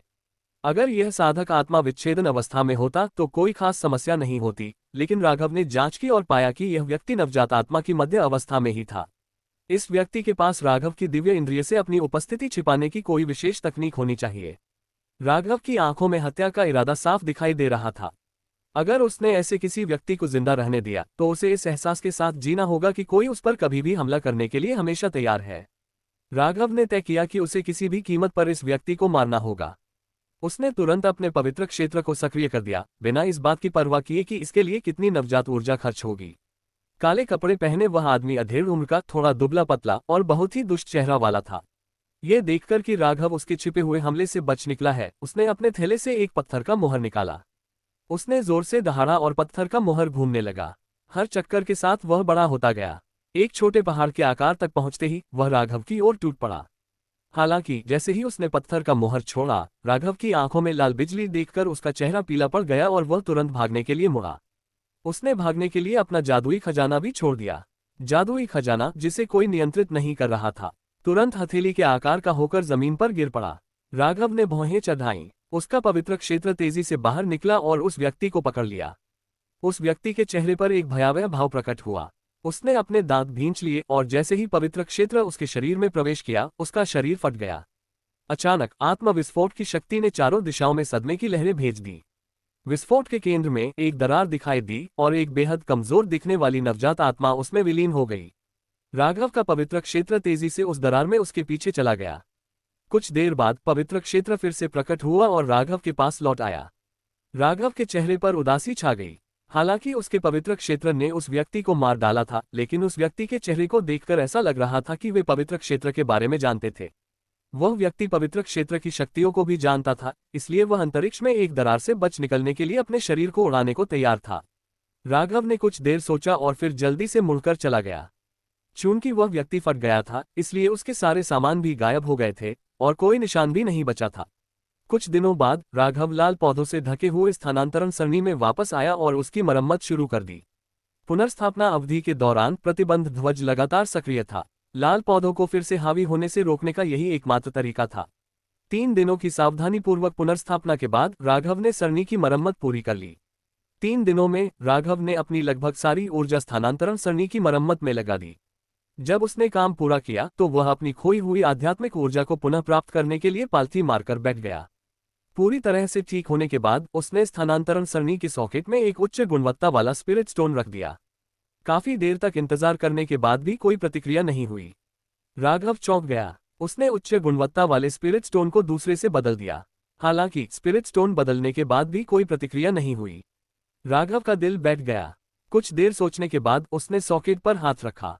उसने दांत भींचे और अपने शरीर से आध्यात्मिक शक्ति ट्रांसफर एरे में भेजी।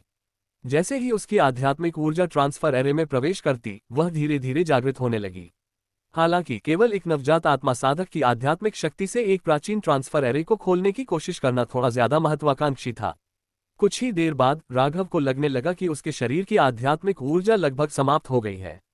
उसने जल्दी से एक जैड की बोतल निकाली और अपनी आध्यात्मिक ऊर्जा को बनाए रखने के लिए उसमें से सारा सामान अपने मुंह में डाल लिया। काफी देर बाद राघव ने अपनी आध्यात्मिक ऊर्जा वापस ली और साधना शुरू कर दी। अपनी सारी आध्यात्मिक ऊर्जा पुनः प्राप्त करने के बाद वह ट्रांसफर एरे के उत्तर पूर्वी कोने में चला गया। इससे पहले जब राघव ने अपनी आध्यात्मिक ऊर्जा ट्रांसफर एरे में भेजी थी, तो वह उसे सक्रिय करने की कोशिश नहीं कर रहा था, बल्कि यह जांच रहा था कि उसमें कोई गड़बड़ी तो नहीं है। जब उसकी आध्यात्मिक शक्ति उत्तर पूर्वी कोने में पहुंची तो उसने महसूस किया कि वहां आध्यात्मिक शक्ति का एक बड़ा हिस्सा नष्ट हो गया है। वह समझ गया कि समस्या क्या है। उसने स्थानांतरण सरणी का वह हिस्सा लिया, हवा में उछला और प्रतिबंध ध्वज वापस ले लिया।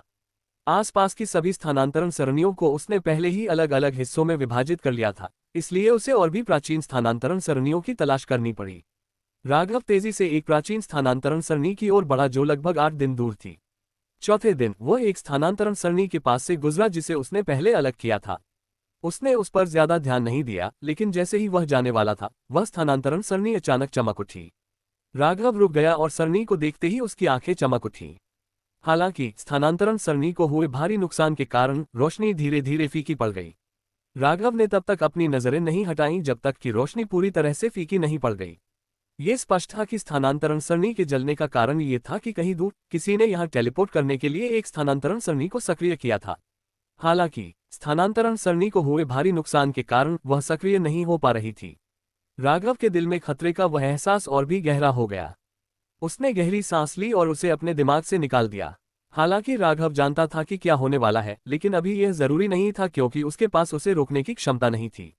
उसके दिमाग में बस एक ही बात थी कि वह एक प्राचीन ट्रांसफर एरे को ढूंढे जिसके कुछ हिस्से अलग किए जा सके और जिसकी उसे जरूरत हो उसकी मरम्मत करे। उसने अपनी पूरी रफ्तार पकड़ी और ट्रांसफर एरे की तरफ उड़ चला। 8वें दिन वह नक्शे पर दर्शाए गए प्राचीन ट्रांसफर एरे के पास पहुंचा। एक नजर में ही राघव के सिर में झुनझुनी हुई। ये ट्रांसफर एरे भी बिल्कुल सही हालत में था। उसने जरा भी हिचकिचाहट नहीं दिखाई, लेकिन जैसे ही वह प्राचीन ट्रांसफर एरे को अलग करने वाला था, वह अचानक चमक उठा। आकाश में प्रकाश के स्तंभ उठे और ट्रांसफर एरे में लोगों की धुंधली आकृतियां दिखाई देने लगीं। उन लोगों में एक शक्तिशाली हत्या का इरादा दिखाई दिया क्योंकि उनकी आकृतियां तेजी से और ठोस होती जा रही थीं। लगभग उसी पल जब ट्रांसफर एरे में रोशनी हुई, राघव ने उत्तर पूर्वी कोने पर मौजूद चीजों को पकड़ लिया। उसके शरीर के अंदर आध्यात्मिक शक्ति उमड़ पड़ी और उसने उस टुकड़े को जबरदस्ती हटा दिया। जैसे ही वह सामग्री बाहर निकाल रहा था, एक आकृति से गुस्से से भरी दहाड़ सुनाई दी। रुको! राघव न केवल रुका, बल्कि उसने तेजी से काम किया और व्यूह का वह टुकड़ा बाहर खींच लिया। फिर उसने अपना सिर उठाया और उन आकृतियों को ठंडी निगाहों से देखा, जैसे जैसे वे प्रकाश के साथ धीरे धीरे गायब होती गईं। अगर वह सचमुच रुक गया होता, तो जैसे ही वे आकृतियां पूरी तरह से पहुंचती, वे तुरंत उसे मारने की कोशिश करती। चूंकि उस समूह ने शैतानों के सागर पर आक्रमण करने का साहस किया था, इसलिए उनमें आत्मा विच्छेदन साधक अवश्य ही होंगे। उस क्षण शैतानों के सागर की लगभग सभी प्राचीन व्यूह रचनाएं एक साथ प्रकाशित हो गईं। सभी प्राचीन स्थानांतरण व्यूह रचनाओं की रक्षा के लिए कोई काले वस्त्रधारी व्यक्ति नहीं था, केवल कुछ महत्वपूर्ण स्थानों की रक्षा के लिए कोई काले वस्त्रधारी व्यक्ति था। जैसे ही ये लोग शैतानों के सागर में पहुंचे, उन्होंने एक भयानक हत्या का इरादा छोड़ दिया। जहां तक राघव के स्थानांतरण व्यूह रचना का सवाल है, वहां भी एक काले वस्त्रधारी व्यक्ति मौजूद था, हालांकि उसे राघव ने पहले ही मार डाला था। शैतानों के सागर में पूरी तरह से कोलाहल मच गया। हवा में बढ़ता तनाव अंततः फूट पड़ा। 4 साधना देशों ने मिलकर शैतानों के सागर पर हमला किया और प्राचीन स्थानांतरण नलिकाओं के माध्यम से हजारों साधकों को अंदर भेज दिया। शैतानों के सागर में एक भीषण युद्ध छिड़ गया था। शैतानों के सागर के 999 शहर देखते ही देखते खूनी युद्धभूमि बन गए। राघव को पहले ही अंदाजा हो गया था कि क्या होने वाला है, जब उसने प्राचीन स्थानांतरण नलिकाओं को पूरी तरह से मरम्मत करते और काले कपड़े पहने सैनिकों को उनकी रखवाली करते देखा। स्थानांतरण नलिका में आकृतियां देखने के बाद वह और भी आश्वस्त हो गया। राघव को लगा कि उसे शैतानों के सागर से जल्दी निकल जाना चाहिए। उड़ते हुए उसने अपनी जरूरत की सामग्री को छुआ और गहरी सांस ली। कुछ दिनों बाद राघव स्थानांतरण नलिका में वापस आया और उत्तर पूर्वी कोने का टुकड़ा वापस लगा दिया। उसने शैतानों के सागर को ध्यान से देखा और सॉकेट में उच्च गुणवत्ता वाला स्पिरिट स्टोन रख दिया। प्रकाश के छल्ले दिखाई दिए। जैसे ही स्थानांतरण नलिका खुली, राघव ने एक मोहर भेजी, जिससे प्रतिबंध ध्वज पर लगे सभी प्रतिबंध बाहर की ओर फट गए। प्रतिबंध ध्वज तेजी से उस क्षेत्र को साफ कर गया, जिससे जमीन लाल तरल से ढक गई। स्थानांतरण नलिका पूरी तरह से खुल गई और राघव की आकृति धीरे धीरे गायब होने लगी। जैसे ही वह गायब होने वाला था, उसने हाथ हिलाया और प्रतिबंध का झंडा उसके पास वापस आ गया। उसके गायब होते ही लाल तरल ने तुरंत ट्रांसफर एरे को ढक लिया और दर्जनों फीट ऊंचे पौधे उगने लगे। वहां पौधे बहुत ज्यादा थे। चटकने की आवाज के साथ ट्रांसफर एरे टूट गया और उसकी दरारों में और पौधे उगाए। इस समय नक्शे के साथ भी ये बताना मुश्किल था कि इस जगह पर कोई प्राचीन ट्रांसफर एरे है। चैप्टर 234 भागीरथ। एक दिन बाद एक दुष्ट आभा से आच्छादित युवक पौधों से ढकी जमीन को ठंडी निगाहों से घूर रहा था। ये व्यक्ति अग्निकुंड से यहाँ आया साधक था। अगर किसी को पता चलता कि इस व्यक्ति ने अग्निकुंड से आंतरिक दानव सागर तक की यात्रा में केवल कुछ महीने ही लगाए हैं, तो वह भयभीत हो जाता। अग्निकुंड और दानव सागर के बीच की दूरी बहुत ज्यादा थी। धनुष को भी एक प्राचीन स्थानांतरण व्यूह का उपयोग करना पड़ा था। उसने एक बार कहा था कि अगर उसे उड़ना हो तो उसे अपने आत्मा विच्छेदन साधना स्तर के साथ सैकड़ों वर्ष लगेंगे। परिणामस्वरूप इस युवक की गति अकल्पनीय स्तर पर थी। वास्तव में इस युवक के इतनी जल्दी यहां पहुंचने का कारण उसके आत्मा परिवर्तन साधना स्तर से संबंधित नहीं था। यह मुख्यतः उसके परिवार की गुप्त तकनीक, भूत खोज तकनीक के कारण था। इस तकनीक में कई अवतारों का उपयोग करके विभिन्न दिशाओं में चलते थे, फिर उन्हें फिर से एक साथ जोड़कर प्रत्येक अवतार द्वारा मूल शरीर तक चली गई सभी दूरियों को जोड़ देते थे। इस तरह उसकी गति हजारों गुना बढ़ जाती थी और वह केवल 2 महीनों में पहुंच जाता था। धीरे धीरे नीचे उतरते हुए इस व्यक्ति की निगाहें धुंधली थी, क्योंकि वह नीचे लगे पौधों को घूर रहा था। उसके उतरते ही सभी पौधे गतिहीन थे, मानो वे मृत हों। उसने टूटे हुए स्थानांतरण समूह को देखा। स्थानांतरण समूह बुरी तरह क्षतिग्रस्त हो चुका था और अब उसकी मरम्मत नहीं की जा सकती थी। इसे एक बेकार स्थानांतरण समूह माना जा सकता था। युवक ने मन ही मन आह भरी और मन ही मन बुदबुदाया, इस ग्रह पर ज्यादा लोग नहीं हैं जो मेरे रखे हुए थैले को खोल सके। बात बस इतनी है कि मेरी वर्तमान अस्थिर साधना के साथ अगर मैं जल्द ही अपने ग्रह पर नहीं लौटा तो मेरी साधना और भी कम हो जाएगी। उसने थोड़ा भौहें चढ़ाई और गायब हो गया। कोंग महाद्वीप गरुड़ाले ग्रह के 6 मुख्य महाद्वीपों में से एक। कोंग महाद्वीप में अनगिनत साधना देश थे, लेकिन उनमें से ज्यादातर रैंक 1 या 2 के थे, कुछ रैंक 3 और बहुत कम रैंक 4 के। आखिरकार इस महाद्वीप के संसाधन बहुत कम थे। कोंग महाद्वीप और शैतानों के सागर की सीमा पर एक छोटा सा सीमावर्ती शहर था। यह शहर बहुत बड़ा नहीं था। सबसे शक्तिशाली व्यक्ति अभी कोर फॉर्मेशन चरण में था। इस कस्बे में एक प्राचीन स्थानांतरण व्यूह था। ये स्थानांतरण व्यूह अचानक प्रकाशित हुआ और जल्द ही राघव की आकृति उसमें से निकल आई। प्रकट होते ही उसने तुरंत अपनी दिव्य इंद्रिय फैलाए और पूरे कस्बे का निरीक्षण किया।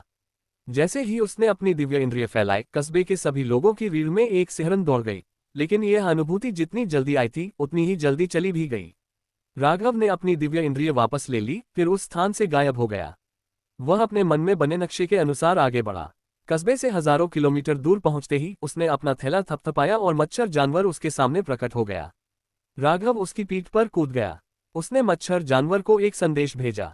मच्छर जानवर दहाड़ता हुआ आगे बढ़ा। वह बहुत तेजी से आगे बढ़ा। कुछ ही देर में राघव को कई स्थानों पर शक्तिशाली साधक दिखाई दिए। स्पष्ट रूप से वे स्थान स्थानीय संप्रदायों के थे।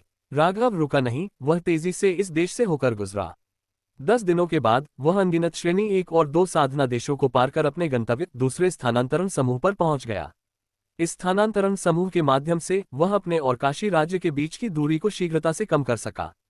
हालांकि जब वह स्थानांतरण समूह से 1000 किलोमीटर दूर था तो धीरे धीरे उसकी भौहें तनने लगी। मानचित्र के अनुसार स्थानांतरण समूह एक पहाड़ पर था, लेकिन राघव स्पष्ट रूप से महसूस कर सकता था कि उस क्षेत्र में अनगिनत इमारतें बन चुकी थीं।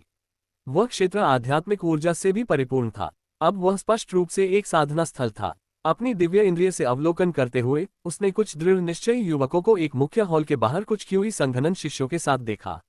ये स्पष्ट था कि वे एक प्रवेश समारोह आयोजित कर रहे थे। उसी समय पहाड़ की सड़कों पर कुछ युवक कठिन परिश्रम से पहाड़ पर चढ़ रहे थे। अपने सामने के परिचित दृश्य को देखकर राघव के मन में कुछ पश्चाताप हुआ।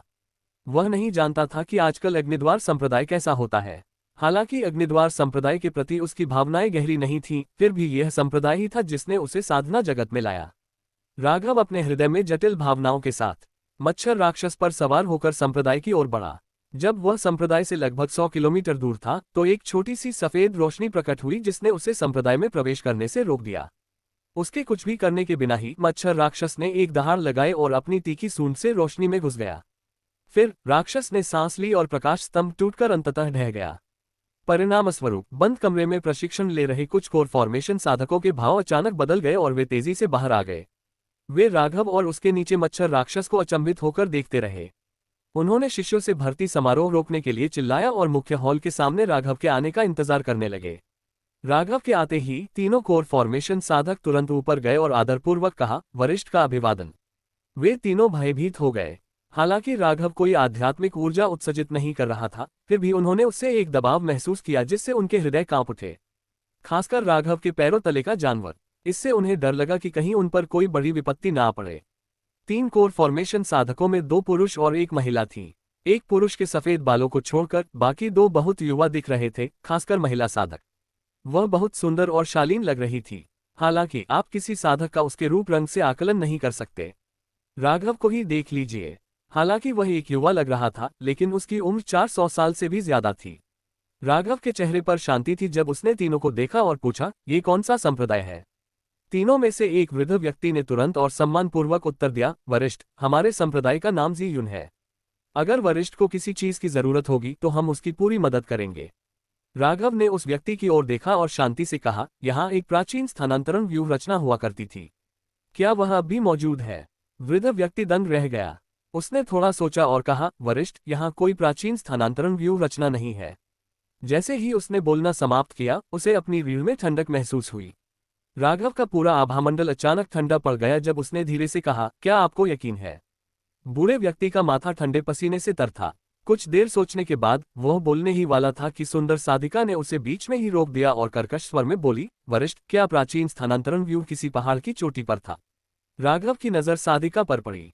हालांकि उसका रूप मीका जैसा नहीं था, फिर भी वह काफी सुंदर थी, खासकर उसका चेहरा जो जेड जैसा सफेद था। राघव की नजरों के सामने साधिका का चेहरा हल्का लाल हो गया। उसने जल्दी से कहा, वरिष्ठ, अगर वह स्थानांतरण व्यूह पहाड़ की चोटी पर है तो कनिष्ठ को इसके बारे में पता है।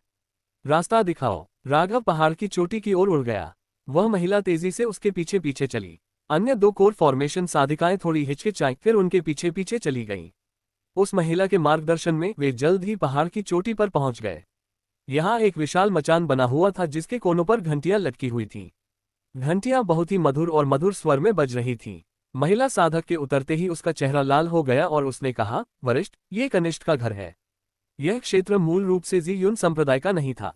इसीलिए वरिष्ठ प्रशिक्षु भाई को प्राचीन स्थानांतरण व्यूह के बारे में पता नहीं था। कनिष्ठ को भाग्य से एक गुप्त मार्ग मिल गया और उसने पाया कि भवन के नीचे एक प्राचीन स्थानांतरण व्यूह है। राघव ने सिर हिलाया। इससे पहले जब उसने अपनी दिव्य इंद्रिय से क्षेत्र का निरीक्षण किया था तो उसने इस क्षेत्र की जांच की थी, लेकिन उसे कुछ नहीं मिला था। अब करीब से जांच करने पर उसने अपनी दिव्य इंद्रिय से निरीक्षण किया और तुरंत ही भूमिगत आध्यात्मिक ऊर्जा का एक छोटा सा उतार चढ़ाव पाया। स्पष्ट रूप से किसी ने स्थानांतरण व्यूह को छिपाने के लिए एक तकनीक का इस्तेमाल किया था। वह बहुत हैरान हुआ। ये कहना होगा कि मानचित्र के अनुसार ये केवल द्वितीय श्रेणी का साधना देश था, फिर भी एक ऐसी तकनीक थी जो उसकी दिव्य इंद्रिय को लगभग धोखा दे सकती थी। महिला साधक के मार्गदर्शन में वे मचान में चले गए। जैसे ही वह अंदर आया, खुशबू की एक लहर सी फैल गई। अंदर का नजारा बहुत ही सुंदर और स्त्रैण लग रहा था। राघव की नजर कमरे में घूम गई। उसकी नजर एक पर्दे पर पड़ी, लेकिन उसने उसे तुरंत हटा लिया। साधिका का चेहरा और भी लाल हो गया। अपने दो वरिष्ठ प्रशिक्षु भाइयों के दरवाजे से अंदर आने से पहले उसने पर्दे के पास जाकर उस पर लटके लगभग पारदर्शी अंदरूनी वस्त्र को उतार दिया। उसने अपना सिर नीचे कर लिया। उसका चेहरा लाल था और राघव की तरफ देखने की हिम्मत नहीं हुई। राघव ने ऐसा दिखावा किया जैसे उसने कुछ देखा ही नहीं। साधिका के मार्गदर्शन में वे स्थानांतरण व्यूह की ओर बढ़े। हालांकि वह बहुत शांत दिख रहा था, राघव लगातार सतर्क था। अगर कुछ भी गड़बड़ होती तो वह बिना किसी हिचकिचाहट के कार्रवाई करता। अटारी के नीचे राघव ने प्राचीन स्थानांतरण व्यूह देखा। प्राचीन स्थानांतरण व्यूह अच्छी तरह से बनाए रखा हुआ और उपयोग करने योग्य लग रहा था। उसने निम्न गुणवत्ता वाले आत्मिक प्राणियों के 2 कोर निकाले और साधिका पर फेंके। उसने कहा, इनसे गोलियां परिष्कृत करो, ये तुम्हारी साधना में सहायक होंगी। साधिका ने उन कोर को देखा और चौंक गई। उनके भीतर आध्यात्मिक ऊर्जा का संचार महसूस करते हुए उसके चेहरे पर परमानंद की झलक दिखाई दी। अगर वह उनसे परिष्कृत की गई गोली खा ले तो वह कोर निर्माण के अंतिम चरण तक पहुंच सकती थी। उसने ध्यान से उन्हें स्वीकार किया और अपने थैले में रख लिया। दोनों कोर निर्माण साधिकाएं ईर्ष्या से भरी नजरों से देख पाने से खुद को रोक नहीं पाईं। राघव ने उन दोनों की ओर देखा, फिर स्थानांतरण व्यूह में चला गया। उसने हाथ हिलाया और कोहरे ने बाहर के लोगों को अंदर देखने से रोक दिया। फिर उसने एक उच्च गुणवत्ता वाला स्पिरिट स्टोन निकाला और उसे सॉकेट में रख दिया। स्थानांतरण व्यूह चमक उठा और राघव स्थानांतरण व्यूह से गायब हो गया। साधिका ने खाली स्थानांतरण व्यूह को अपने हृदय में एक उदासी के भाव के साथ देखा। अचानक उसे कुछ याद आया और उसका चेहरा फिर से लाल हो गया।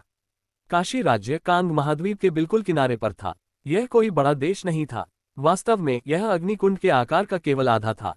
यद्यपि आत्माशिराएं थीं, फिर भी उत्पादन बहुत कम था और देश के भरण पोषण के लिए पर्याप्त था, इसलिए जब वे खनन के लिए खुले थे तब भी खनन पर एक सीमा थी। आत्माशिराओं की कमी के कारण आत्मा जड़ी बूटियां भी बहुत दुर्लभ हो गईं। ये कहा जा सकता है कि काशी राज्य एक बहुत ही छोटा सीमावर्ती देश था। आजकल काशी राज्य में सर्वोच्च संप्रदाय स्वर्ण संप्रदाय था और उसके पूर्वज पुनीत महाराज इतने वर्षों पहले ही नवजात आत्मा की अंतिम अवस्था तक पहुंच चुके थे। इन 400 वर्षों में यद्यपि वे आत्मा विदारण अवस्था तक नहीं पहुंचे थे, फिर भी उनकी साधना का स्तर बहुत बढ़ गया था और अन्य अंतिम अवस्था वाले नवजात आत्मा साधक उनके लिए बिल्कुल भी उपयुक्त नहीं थे। स्वर्ण संप्रदाय के अलावा काशी राज्य के रूढ़िवादी संप्रदाय जैसे आकाशीय संप्रदाय पहले जितना अच्छा प्रदर्शन नहीं कर पाए थे और धीरे धीरे एक दोयम दर्जे के संप्रदाय बन गए। इसी समय निर्वाण संप्रदाय और यक्ष संप्रदाय का भी यही हश्र हुआ।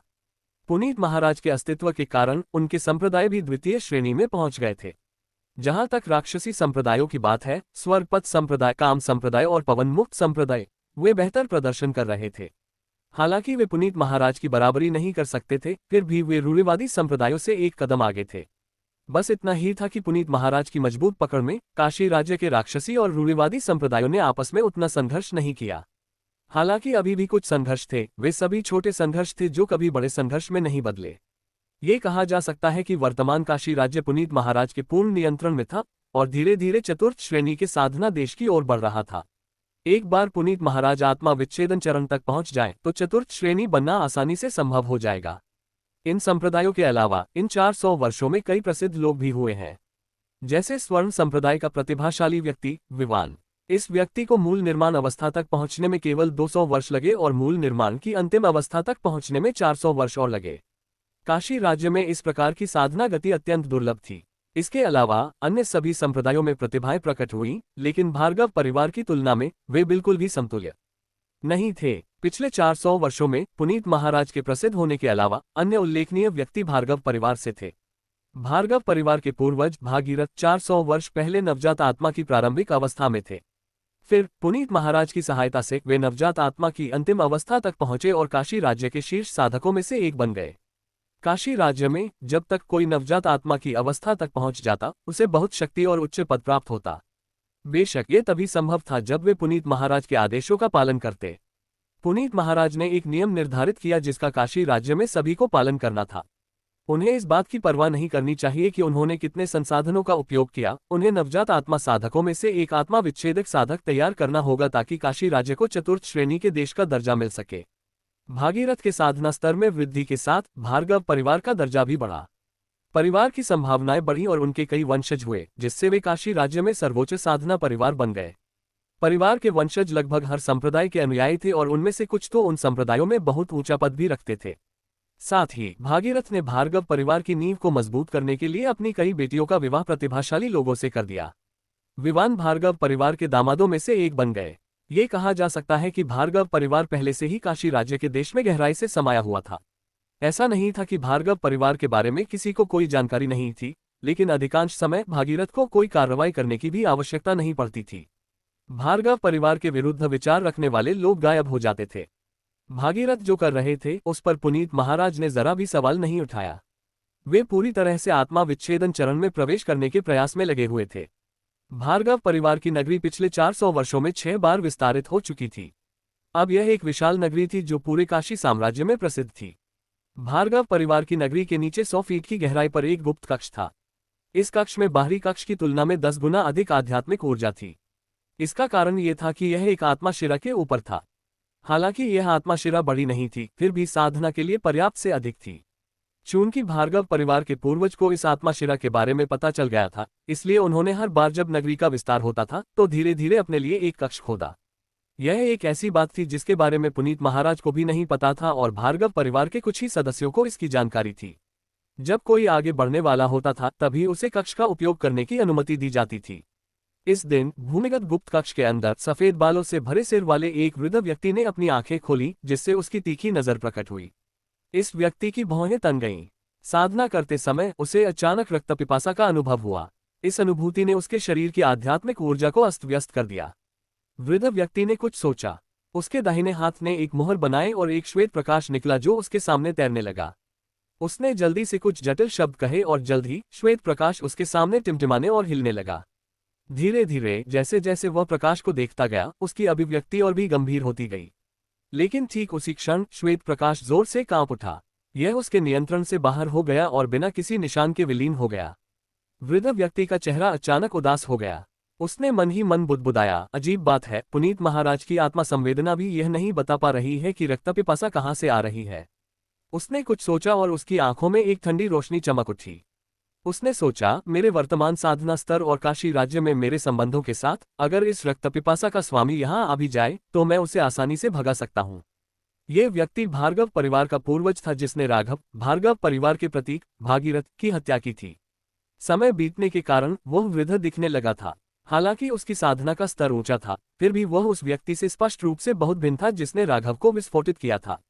उसका पूरा व्यक्तित्व कहीं अधिक सूक्ष्म लग रहा था। यह ऐसा था जैसे कोई व्यक्ति जिसे लड़ने में आनंद आता था, रातों रात एक बहुत ही धूर्त और चालाक व्यक्ति बन गया हो। दोनों में एक बहुत ही गहरा विरोधाभास था। उसने एक गहरी सांस ली और गुप्त कक्ष से गायब हो गया। जब वह पुनः प्रकट हुआ तो वह भार्गव परिवार के पैतृक घर के अंदर था। भार्गव परिवार का पैतृक घर 3 मंजिला था जिस पर एक अजगर उकेरा हुआ था। कुल मिलाकर ये बहुत ही भव्य लग रहा था और आध्यात्मिक ऊर्जा की तरंगें उत्सर्जित कर रहा था। जब भागीरथ प्रकट हुए तो वे 3वीं मंजिल पर पहुंचे। 3वीं मंजिल पर अनगिनत पट्टिकाएं थीं जिन पर नाम खुदे हुए थे।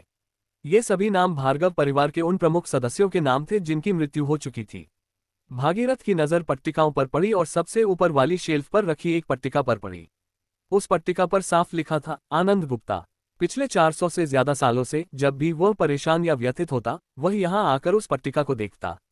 यह उसकी आदत बन गई थी। काफी देर बाद उसने हाथ हिलाया और पट्टिका उसके हाथ में आ गई। उसने पट्टिका पोंछी और मन ही मन बुदबुदाया, लिए तुम बहुत कम उम्र में मर गई। अपनी प्रतिभा के साथ अगर तुम अभी जिंदा होती तो तुम पहले ही नवजात आत्मा के स्तर पर पहुंच चुकी होती। उसने आह भरी, पट्टिका वापस रख दी और जाने के लिए मुड़ा। उसी समय भार्गव परिवार नगर के बाहर 2 तलवारों की रोशनियां नगर की ओर उड़ रही थीं। भार्गव परिवार नगर से 100 फीट की दूरी पर दो तलवारों की रोशनियां उतरी, जिससे एक पुरुष और एक महिला प्रकट हुए। वह पुरुष अधेड़ और थोड़ा बूढ़ा था, फिर भी बहुत सुंदर लग रहा था। वह अपनी युवावस्था में स्पष्ट रूप से सुंदर और तेजस्वी था। उस व्यक्ति ने सफेद रंग का एक वस्त्र पहना हुआ था और एक साधक जैसा आभास दे रहा था। वह महिला तेजस्वी तो नहीं थी, लेकिन उससे एक बहुत ही सुंदर आभा निकल रही थी। उसने भी सफेद वस्त्र पहना हुआ था। उसकी भौहें तन गईं। जाहिर था उसके मन में कोई उलझन थी। अधेड़ आदमी ने सिर उठाया और भार्गव फैमिली सिटी की तरफ देखा। उसकी आंखों में एक उलझन भरी नजर दौड़ गई। महिला ने आह भरी और फुसफुसाते हुए कहा, विवान, उस बात को कई साल हो गए हैं। क्या तुम अब भी उसे जाने नहीं दे सकते? अधेड़ हंसा और बेरुखी से बोला, जाने दे। अगर मैं अपनी माँ, अपने पिता और अपने पूरे खानदान को मारने का गुस्सा छोड़ सकता हूँ, तो मैं विवान इंसान ही नहीं। महिला ने थोड़ा सोचा और फुसफुसाते हुए कहा, मैं सिर्फ अपनी छोटी बहन से मिलने आई थी। 3 दिन में हम निकलेंगे। इन 3 दिनों में प्लीज जल्दबाजी में मत आना, ठीक है? तुम निश्चिंत रहो। उस बूढ़े चोर को मारने की ताकत पाने से पहले मैं कोई कदम नहीं उठाऊंगा। अधेड़ आदमी की आवाज बेरुखी से भरी थी और अपनी बात खत्म करते ही वह आगे बढ़ गया। महिला ने चुपके से आह भरी और तेजी से विवान के पीछे पीछे भार्गव फैमिली सिटी की तरफ चल पड़ी। चलते हुए महिला फुसफुसाई, विवान, तुम्हें इस मामले के लिए अपने पूर्वजों को दोष नहीं देना चाहिए। जिस व्यक्ति से तुम्हें घृणा करनी चाहिए वह राघव है। भले ही वह मर चुका है, पर यह सब उसी के कारण हुआ है। अधेड़ उम्र का आदमी अचानक रुक गया। उसने मुड़कर शब्दशः कहा, तृप्ति, मैंने तुम्हें पहले ही कह दिया था कि मेरे सामने राघव का नाम मत लेना। आज मैं तुम्हें आखिरी चेतावनी देता हूँ। अगर तुमने फिर कभी उसका जिक्र करने की हिम्मत की तो मुझे निर्दयी होने का दोष मत देना। महिला ने कुछ सोचा और फिर कुछ नहीं कहा, बल्कि विवान के साथ भार्गव परिवार नगर में चली गई। उसी समय काशी साम्राज्य के किनारे एक अनजान घाटी में अचानक तेज रोशनी की चमक दिखाई दी। धीरे धीरे रोशनी फीकी पड़ गई। एक सफेद बालों वाला युवक घाटी से बाहर निकला। उसके माथे पर एक बैंगनी तारा था। उसने दूर जमीन को देखा और फिर पूर्व की ओर मुड़ गया। वह घुटनों के बल बैठ गया और निर्दयता से कुछ बार प्रणाम किया। उसकी आंखों में 400 से भी ज्यादा सालों की नफरत साफ झलक रही थी और वह बुदबुदाया, बाप रे बाप, माँ, राघव वापस आ गया। इस बार तो काशी राज में खून की नदी बहा दूंगा। अगर मैंने ये कसम तोड़ी तो मेरी आत्मा नष्ट हो जाए। आसमान में बिजली चमकी और गरज के साथ लहरें उठीं।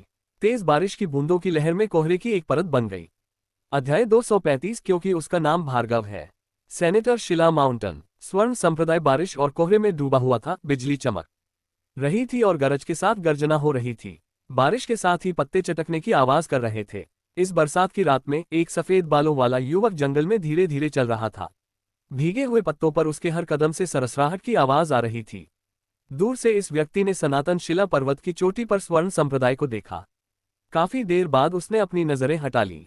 इस बार उसका निशाना सैकड़ों किलोमीटर दूर एक छोटा सा गांव था। पहाड़ी गांव में आधी रात को गरजती बिजली के अलावा बस बारिश की आवाज जमीन पर गिर रही थी। बेशक गांव वालों के पाले हुए कुछ कुत्तों की गरज भी सुनाई दे रही थी, मानो वे इस मौसम को चुनौती देना चाहते हों। लेकिन जवाब में बस और भी तेज गड़गड़ाहट ही सुनाई दे रही थी। पूरा गांव अंधेरे में डूबा हुआ था जब सफेद बालों वाला वह युवक चंद्रप्रताप रोड पर चल रहा था और अपरिचित तत्वों से मिश्रित परिचित दृश्य को देख रहा था। उसकी आंखों में अब ठंडक नहीं बल्कि उदासी थी।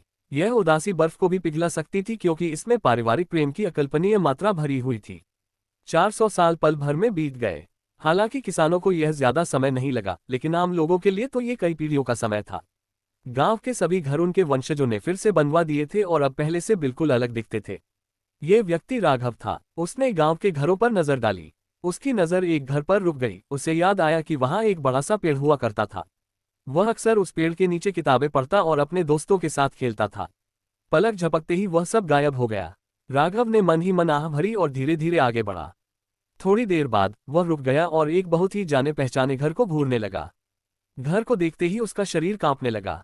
गांव के बाकी सारे घर बदल गए थे, लेकिन ये घर अब भी बिल्कुल वैसा ही था जैसा पहले था। राघव ने अपना निचला होंठ काटा और चंद्रप्रताप गेट खोला। गेट खुलते ही चरमराहट की आवाज आए। अंदर जाकर उसने गेट बंद कर दिया। आंगन में एक लकड़ी की मेज थी जिसके नीचे कई छोटी छोटी कुर्सियां रखी थीं। राघव चुपचाप ये नजारा देख रहा था और उसकी आंखों से आंसू बह रहे थे। काफी देर बाद राघव घर की ओर बढ़ा, दरवाजा खोला और अंदर कदम रखा। सब कुछ वैसा ही था जैसा उससे याद था, मानो कुछ भी नहीं बदला हो। उस पल राघव को ऐसा लग रहा था जैसे पिछले 400 सालों में जो कुछ भी हुआ था वो सब एक सपना था और वो अभी अभी जागा है। उसके माता पिता अब मरे नहीं थे और उनकी आत्माएं स्वर्ग को चुनौती देने वाले मनके के अंदर नहीं थी। वे उसके घर के अंदर थे और इस बरसाती रात में सो गए थे। हालांकि अपनी दिव्य बुद्धि से वह बिना कुछ बताए ही जान गया कि इस कमरे के अंदर कोई नहीं है। चंद्रप्रताप कक्ष के बीचों बीच राघव ने 2 स्मारक पट्टिकाएं देखीं, एक के ऊपर एक। ऊपर वाली पट्टिका पर लिखा था शर्मा सूर्यदेव जुनैद टिंगसू। निचली पट्टिका पर लिखा था सबसे बड़ा पुत्र राघव। 2 स्मारक पट्टिकाओं के नीचे एक धूपदान था जिसके पास कुछ अप्रयुक्त अगरबत्तियां रखी हुई थीं। राघव की आंखें उदासी से भर आई जब उसने 3 अगरबत्तियां जलाकर धूपदान में रखीं। वह धीरे से जमीन पर घुटनों के बल बैठ गया। उसने बेरहमी से कुछ बार प्रणाम किया और बुदबुदाया, ये बेवफा बेटा इस बार धूपबत्ती चढ़ाने आया है।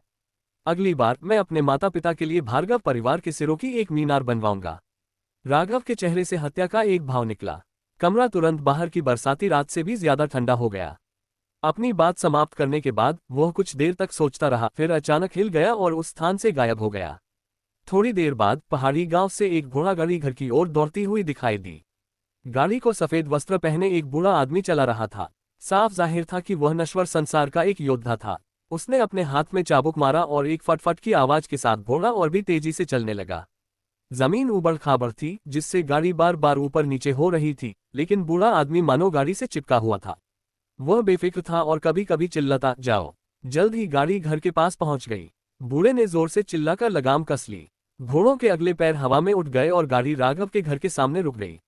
बूढ़ा आदमी गाड़ी से कूद पड़ा और आदरपूर्वक दरवाजा खोला। दरवाजा खुलते ही एक लड़की गाड़ी से कूद पड़ी। उसने हरे रंग की कमीज पहनी हुई थी, बाल बंधे हुए थे और वह बहुत सुंदर लग रही थी। गाड़ी से उतरते ही लड़की का शरीर कांप उठा। साफ था कि मौसम की ठंडक ने उसे जकड़ लिया था, फिर भी उसे कोई फर्क नहीं पड़ा। उसने छाता खोला और कड़क आवाज में कहा, माँ, हम आ गए। एक खूबसूरत आकृति गाड़ी से उतरकर छतरी के नीचे खड़ी हो गई। उस लड़की का चेहरा पीला पड़ गया था। वह किसी बीमार सुंदरी जैसी लग रही थी। बाहर आते ही उसका शरीर कांप उठा। नौकरानी ने जल्दी से एक हाथ से छाता पकड़ा और दूसरे हाथ से गाड़ी से एक बड़ा बैंगनी कोट उठाया। बूढ़े की मदद से उन्होंने युवती को कोट पहना दिया। उसी समय नौकरानी ने असंतुष्ट होकर कहा, मेरी मालकिन, हमें आज रात बारिश में यहाँ क्यों आना पड़ा? हम कल भी आ सकते थे, अगर आपको सर्दी लग गई तो। यहाँ तक कि बूढ़े आदमी की आंखों में भी उसकी गर्मजोशी भरी निगाहों में अफसोस के संकेत दिखाई दे रहे थे। वह युवती मुस्कुराए चलते चलते बोली, तुम लोगों को ये बात नहीं मालूम, लेकिन दादाजी ने मरने से पहले कहा था कि चाहे कुछ भी हो जाए, इस दिन किसी वंशज का यहाँ आना जरूरी है। ये परिवार की परंपरा है। नौकर फिर भी खुश नहीं हुआ और बोला, महारानी, ये जगह राजधानी से बहुत दूर है। हमें यहाँ रोज रोज क्यों आना पड़ता है? क्या यहाँ कोई महत्वपूर्ण चीज छिपी हो सकती है? मैंने दूसरे नौकर से सुना है कि यह जगह शर्मा परिवार की एक शाखा हुआ करती थी। युवती ने बूढ़े को गेट खोलने से रोका और अपना जैद जैसा हाथ उठाकर उसे खोलने की कोशिश की। उसने नौकरानी की तरफ मुस्कुराते हुए कहा, तुम पहली बार मेरे साथ आए हो, इसलिए तुम्हें पता नहीं है। जब समय होगा मैं तुम्हें बता दूंगी। आंगन में घुसते ही वे तीनों बिना किसी हिचकिचाहट के तुरंत घर में घुस गईं। नौकरानी ने छाता बंद किया, उस पर से पानी झाड़ा, फिर उत्सुकता से कमरे में इधर उधर देखा। जहां तक बूढ़े आदमी का सवाल है, वह चुपचाप दरवाजे पर खड़ा रहा। युवती ने गहरी सांस ली। जैसे ही नौकरानी ऊपर आने वाली थी, युवती रुक गई और बोली, तुम दादाजी के साथ यहीं रुको, मैं खुद अंदर चली जाती हूँ। नौकर ने मुंह बनाया, लेकिन आज्ञाकारी ढंग से सिर हिला दिया। युवती मुस्कुराई, कुछ बार खांसी, फिर धीरे धीरे चंद्रप्रताप हॉल की ओर चल पड़ी। चंद्रप्रताप हॉल में प्रवेश करने के बाद युवती ने उन 2 तख्तियों को देखा। उसने तख्तियों के सामने कुछ बिछावन बिछाया और जमीन पर घुटनों के बल बैठ गई। कुछ बार प्रणाम करने के बाद वह कुछ अगरबत्तियां निकालने ही वाली थी कि उसकी नजर अचानक उन 3 अगरबत्तियों पर पड़ी जो लगभग जल चुकी थीं। जैसे ही वह चीखने वाली थी, उसने कमरे में ठंडी हवा का झोंका महसूस किया। वह ठिठक गई और उसका माथा ठंडे पसीने से तर हो गया। उसे लगा कि अगर वह हिली तो तुरंत मर जाएगी। उसने देखा कि एक युवक जिसके सिर पर सफेद बाल थे, धीरे धीरे कमरे में आ रहा था। राघव ने युवती की ओर देखा और विनम्रता से पूछा, आप किसके वंशज हैं? युवती का चेहरा भय से भर गया।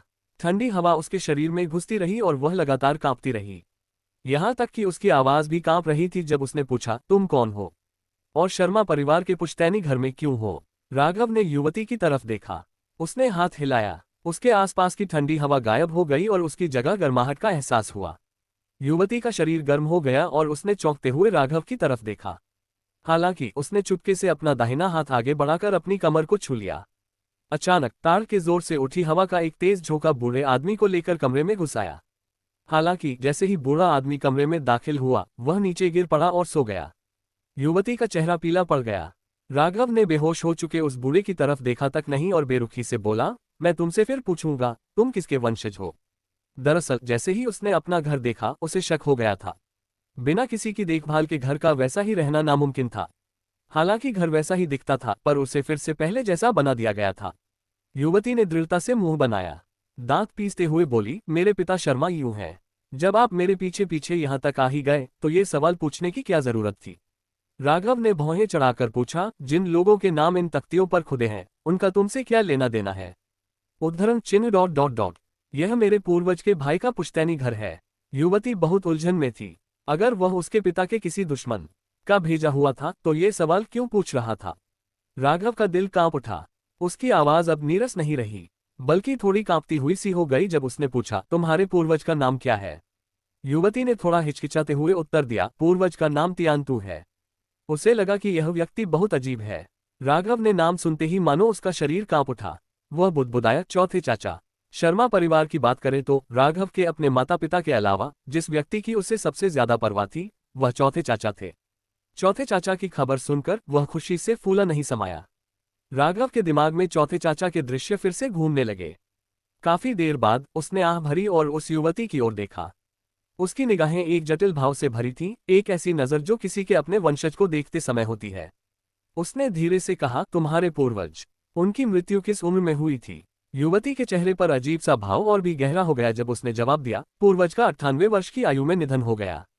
जब वे अधेड़ थे तब दिव्य ज्योति संप्रदाय के एक महापुरुष का ध्यान उनकी ओर आकर्षित हुआ। पहाड़ से उतरने के बाद उन्होंने राजधानी में अपना जीवन शुरू किया और राजपरिवार के एक जागीरदार बन गए। यहीं से शर्मा परिवार की नींव भी पड़ी। उसकी आंखों में राहत की झलक थी जब उसने पूछा, चौथा, आपके पूर्वज का बेटा शर्माहू भी मर गया? युवती की आंखें चौंधिया गईं और वह बुदबुदाई, कैसे? तुम्हें पूर्वज के बेटे शर्माहू के बारे में कैसे पता? पूर्वज के मरने के 3 साल बाद उसकी भी मौत हो गई। समय बीतता जाता है और लोग आते जाते रहते हैं। चौथे चाचा के बारे में सुनकर राघव की मानसिकता बदल गई। काफी देर बाद उसने युवती की ओर देखा और धीरे से कहा, तुम्हारे शरीर में हानिकारक इन ऊर्जा है। क्या तुम्हारी माँ तुम्हारे गर्भ में रहते हुए घायल हुई थी? राघव की बातें सुनकर युवती का मन पूरी तरह से अस्त व्यस्त हो गया। कहना पड़ेगा कि अगर राघव ने ध्यान से उसकी जांच की होती और उसके पास कुछ सुराग होते तो शायद वह उसके कुछ राज जान पाता। हालांकि उसके शरीर में मौजूद इन ऊर्जा के बारे में बहुत कम लोग जानते थे और ज्यादातर यही सोचते थे कि वह कमजोर शरीर के साथ पैदा हुई है। युवती ने राघव की तरफ देखा। उसने कांपती आवाज में पूछा, आखिर तुम कौन हो? युवती पहले ही यह बात कह चुकी थी कि वह उसके पिता के दुश्मनों द्वारा भेजा गया हत्यारा है। अगर वह हत्यारा होता तो उसे इतनी सारी बातें कैसे पता होती? राघव ने अपना दाहिना हाथ हिलाया और युवती के माथे पर हरे धुंध का एक बादल इकट्ठा होने लगा। बादल का रंग गहरा होता गया और फिर राघव ने आखिरकार हाथ हिलाया और गैस बिना किसी निशान के गायब हो गई। युवती को अचानक अपने शरीर में गर्मी महसूस हुई। 20 साल से ज्यादा समय से उसे जो ठंडक सता रही थी वह उसके हाथ के एक झटके से गायब हो गई। इससे उसे अचानक मृतकों वाले एक व्यक्ति की याद आ गई। युवती ने अपना निचला होंठ काटते हुए पूछा, आप अमर हैं? राघव हंसा, अमर? कुछ ये देखकर कि चौथे चाचा के वंशज हैं और वे राजधानी में अच्छा कर रहे हैं, राघव राहत महसूस किए बिना नहीं रह सका। राघव ने थोड़ा सोचा। उसने युवती की ओर देखा और कहा, वैसे मुझे भी तुम्हारा पूर्वज माना जाता है। मैंने चौथे चाचा से एक समझौता किया था कि अगर मैं अमर हो गया तो मैं उनके परिवार की रक्षा करूंगा और मुझे अमर बनने का मौका देने के लिए उनका एहसान चुकाऊंगा। ये कहकर उसने अपना थैला थपथपाया और गोलियों की शीशियां निकाली और बोला, यहाँ 72 गोलियां हैं। हर वंशज एक गोली ले सकता है। उन्हें लालच नहीं करना चाहिए, लेकिन तुम्हें 3 लेने की इजाजत है। युवती को बोतल देने के बाद उन्होंने कुछ सोचा और अपनी उंगली उसकी भौहों के बीच फेरी। खून की एक बूंद निकालने के बाद उन्होंने अपने थैले पर थपथपाया और एक जैद जवाहरात का टुकड़ा निकाला। उन्होंने अपने पवित्र क्षेत्र का एक अंश जैद के अंदर छोड़ दिया, फिर युवती की ओर मुड़े। उनके भाव गंभीर और ठंडे थे जब उन्होंने कहा, मैंने इस जैद के टुकड़े के अंदर अपनी दिव्य इंद्रिय का एक छोटा सा अंश छोड़ दिया है। सैंधव साम्राज्य का कोई भी साधक इसकी शक्ति के आगे एक क्षण से ज्यादा नहीं टिक पाएगा। हालांकि इस जैद का उपयोग केवल 3 बार ही किया जा सकता है। अभी के लिए आप इसे संभाल कर रखें। केवल शर्मा परिवार के वंशज ही इसका उपयोग कर सकते हैं। सावधान रहें और इसका बुद्धिमानी से उपयोग करें। युवती पर जैद फेंकने के बाद राघव ने अपनी आस्तीनें लहराई और कमरे से गायब हो गया। युवती अपने हाथों में पड़ी गोलियों और जैद को देखकर हक्की बक्की रह गई। उसे अब भी ऐसा लग रहा था जैसे वह कोई सपना देख रही हो। जमीन पर गिरा बूढ़ा आदमी धीरे धीरे जाग उठा। उसकी आंखें अचानक चमक उठी। वह उठा और युवती के पास जाकर पूछा, हे प्रभु, अभी क्या हुआ? तभी नौकरानी भी अंदर आ गई। जब उसने देखा कि युवती ठीक है तो उसने गहरी सांस ली। उसका चेहरा लाल हो गया और उसने कहा, मेरी मालकिन कुई एर बहुत थक गई थी और गलती से सो गई। बूढ़े आदमी ने जैसे ही ये शब्द सुने उसका चेहरा खराब हो गया। उसे अच्छी तरह याद था कि युवती ने उसे इशारा किया था, लेकिन कमरे में दाखिल होते ही उसका सारा नियंत्रण खो गया और वह सो गया। कोई बात नहीं, इन सब बातों पर ज्यादा मत सोचो। चलो राजधानी वापस चलते हैं। युवती ने गहरी सांस ली और खड़ी हो गई। उसके चेहरे से रुगन रंग गायब हो गया था और उसकी जगह एक स्वस्थ लाल चमक आ गई थी। बूढ़े आदमी ने सबसे पहले इस असामान्यता को नोटिस किया। उसने चौंकते हुए कहा, मेरी औरत, आप? उस समय नौकरानी ने भी अंतर देखा और अविश्वास का भाव प्रकट किया। युवती मुस्कुरा दी। उसने कुछ नहीं बताया। उसने मुड़कर कमरे में रखी दो तख्तियों को देखा, खासकर उस तख्ती को जिस पर राघव लिखा था। फिर वह मुड़ी और कमरे से बाहर चली गई। अपनी चतुराई से उसे पहले से ही अंदाजा था कि क्या हुआ था, लेकिन अपने अनुमान की पुष्टि के लिए उसे राजधानी में वंशावली की जांच करनी होगी। उसे विश्वास था कि इस बार पिताजी अपने व्यस्त कार्यक्रम से समय निकालकर उसके साथ वंशावली की जांच करेंगे। गांव से निकलते ही राघव के चेहरे की गर्माहट गायब हो गई और वह और गंभीर हो गया। उसके पूरे शरीर से एक तेज जानलेवा आभा फैल गई। वह तेजी से एक दिशा में भागा। उसका दिल अपना बदला पूरा करने पर लगा हुआ था। यदि वह सीधे तौर पर भागीरथ को मार देता तो उसके सभी वंशज बिखर जाते, जिससे राघव भार्गव परिवार को खत्म करने के अपने सपने को पूरा नहीं कर पाता। सबसे जरूरी बात, अगर वह सिर्फ भागीरथ को मार भी देता तो उसके मन का क्रोध शांत नहीं होता। वह चाहता था कि भागीरथ उसके सभी वंशजों को मरते हुए देखे और अपने परिवार की हत्या का दर्द सहे। उसके बाद ही राघव ने भागीरथ को मारा। उन्होंने अपनी दिव्य शक्ति का विस्तार किया और आसानी से पूरे सैंधव राज्य को अपने घेरे में ले लिया। उन्होंने आसानी से भार्गव वंश नगरी को खोज निकाला जहां भागीरथ थे और बिजली की गति से उसकी ओर उड़ चले। राघव भार्गव फैमिली सिटी से 10,000 किलोमीटर दूर रुक गया। उसने एक झंडा जमीन में गाड़ दिया और हाथ हिलाते ही झंडा गायब हो गया। फिर राघव ने भार्गव परिवार नगर के चारों ओर उड़ान भरी और 16 स्वरूप ध्वज फहराए। उसने भार्गव परिवार नगर को रक्तपिपासा भरी आंखों से देखा, एक क्रूर मुस्कान बिखेरी और फुसफुसाया, आज से भार्गव परिवार नगर में प्रवेश तो हो सकता है, पर बाहर नहीं जा सकता। भागीरथ, मेरा बदला अभी शुरू हुआ है। उसकी आंखें ठंडी थीं और वह तेजी से अपने हाथ से मोहरे बना रहा था। वह हवा में ऊपर उठा। दहाड़ते हुए उसने तेजी से अपने शरीर के दबाव बिंदुओं पर प्रहार किया। जल्द ही उसके शरीर से एक हरी गैस निकली और उसे घेर लिया। उसके पीछे एक प्राचीन राक्षस देवता जैसी आकृति प्रकट हुई। राघव ने अपना एक घुटना जमीन पर टिकाया। उसने अपनी दाहिनी उंगली दबाई और खून की एक बूंद निकली। वह चिल्लाया, आनंद गुप्ता की आत्मा प्रकट हो। अचानक मायावी राक्षस देवता ने अपना मुंह खोला और खून की बूंद निगल ली। फिर उसने एक मंद हरी रोशनी थूकी। हरी रोशनी धीरे धीरे नीचे उतरी। राघव ने हरी रोशनी पकड़ ली और मायावी राक्षस धीरे धीरे गायब हो गया। यह एक छोटी सी तकनीक थी जो उसने प्राचीन देवता से विरासत में मिली यादों से सीखी थी। इस तकनीक से वह किसी भी मारे गए व्यक्ति की आत्मा को पुनः प्राप्त कर सकता था। हालांकि यह आत्मा केवल आधे घंटे तक ही जीवित रहती थी। लौटी हुई आत्मा के पास कोई स्मृति नहीं थी, बस कुछ बुनियादी सहज वृत्तियां थीं। प्राचीन देवता के लिए यह एक बेकार तकनीक थी जिसका इस्तेमाल केवल जादुई खजानों की शक्ति को अस्थायी रूप से बढ़ाने के लिए ही किया जा सकता था। लेकिन जैसे ही राघव को ये तकनीक पता चली, उसने बदला लेने की कई योजनाएं बना ली। आनंद गुप्त की आत्मा को धारण करते हुए राघव ने बिना कुछ सोचे उसे निगल लिया और पूरे सैंधव साम्राज्य को फिर से अपनी दिव्य इंद्रिय में समाहित कर लिया। धीरे धीरे आनंद गुप्त की आत्मा की सहायता से राघव की दिव्य इंद्रिय में एक के बाद एक चमकीले बिंदु प्रकट हुए। उनमें से प्रत्येक चमकीले बिंदु किसी ऐसे व्यक्ति का प्रतिनिधित्व करते थे जिसके शरीर में भार्गव वंश का रक्त था। ये लोग, चाहे वे चंद्रप्रताप शाखा के हों, उपशाखा के हों या भार्गव वंश की उन महिलाओं के वंशज हो जिन्होंने विवाह किया था, वे सभी राघव की दिव्य इंद्रिय में प्रकट हुए। ये कहा जा सकता है कि जब तक उनमें भार्गव वंश का जरा भी रक्त था, राघव ने उन्हें पा लिया था। एक परिवार का सफाया करना भार्गव परिवार के सभी सदस्यों को मार डालने जितना आसान नहीं था। भार्गव परिवार के सभी वंशजों को मिटाने के लिए राघव को भार्गव परिवार के खून वाले किसी भी व्यक्ति को मारना होगा। एक परिवार को मिटाने का असली मतलब यही है। धीरे धीरे राघव की दिव्य चेतना में और भी चमकीले बिंदु उभरने लगे और उसकी मुस्कान और भी क्रूर होती गई। समय के साथ भार्गव परिवार के वंशजों की संख्या अकल्पनीय स्तर तक पहुंच गई थी और उनके हर एक आत्मिक हस्ताक्षर राघव को कंठस्थ हो गए थे। आधा घंटा पल भर में बीत गया और आनंद गुप्ता की आत्मा, जो राघव द्वारा निगल ली गई थी, विलीन हो गई। राघव के दाहिने हाथ ने अपने थैले पर थपकी दी और मच्छर जानवर अचानक प्रकट हो गया।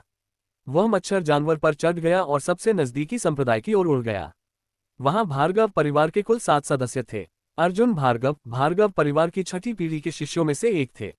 वे मूल निर्माण के प्रारंभिक चरण में पहुंच चुके थे। उनके यहां तक पहुंचने का एक कारण ये था कि वे भार्गव परिवार से थे। दूसरा कारण ये था कि उन्होंने असुर संप्रदाय के एक नवजात आत्मा पूर्वज के शिष्य के रूप में इस संप्रदाय में प्रवेश किया था।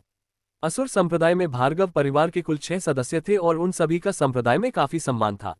बेशक सबसे ऊंचा स्थान अर्जुन भार्गव का ही था। आखिरकार बाकी 5 तो अभी स्थापना के चरण में ही थे।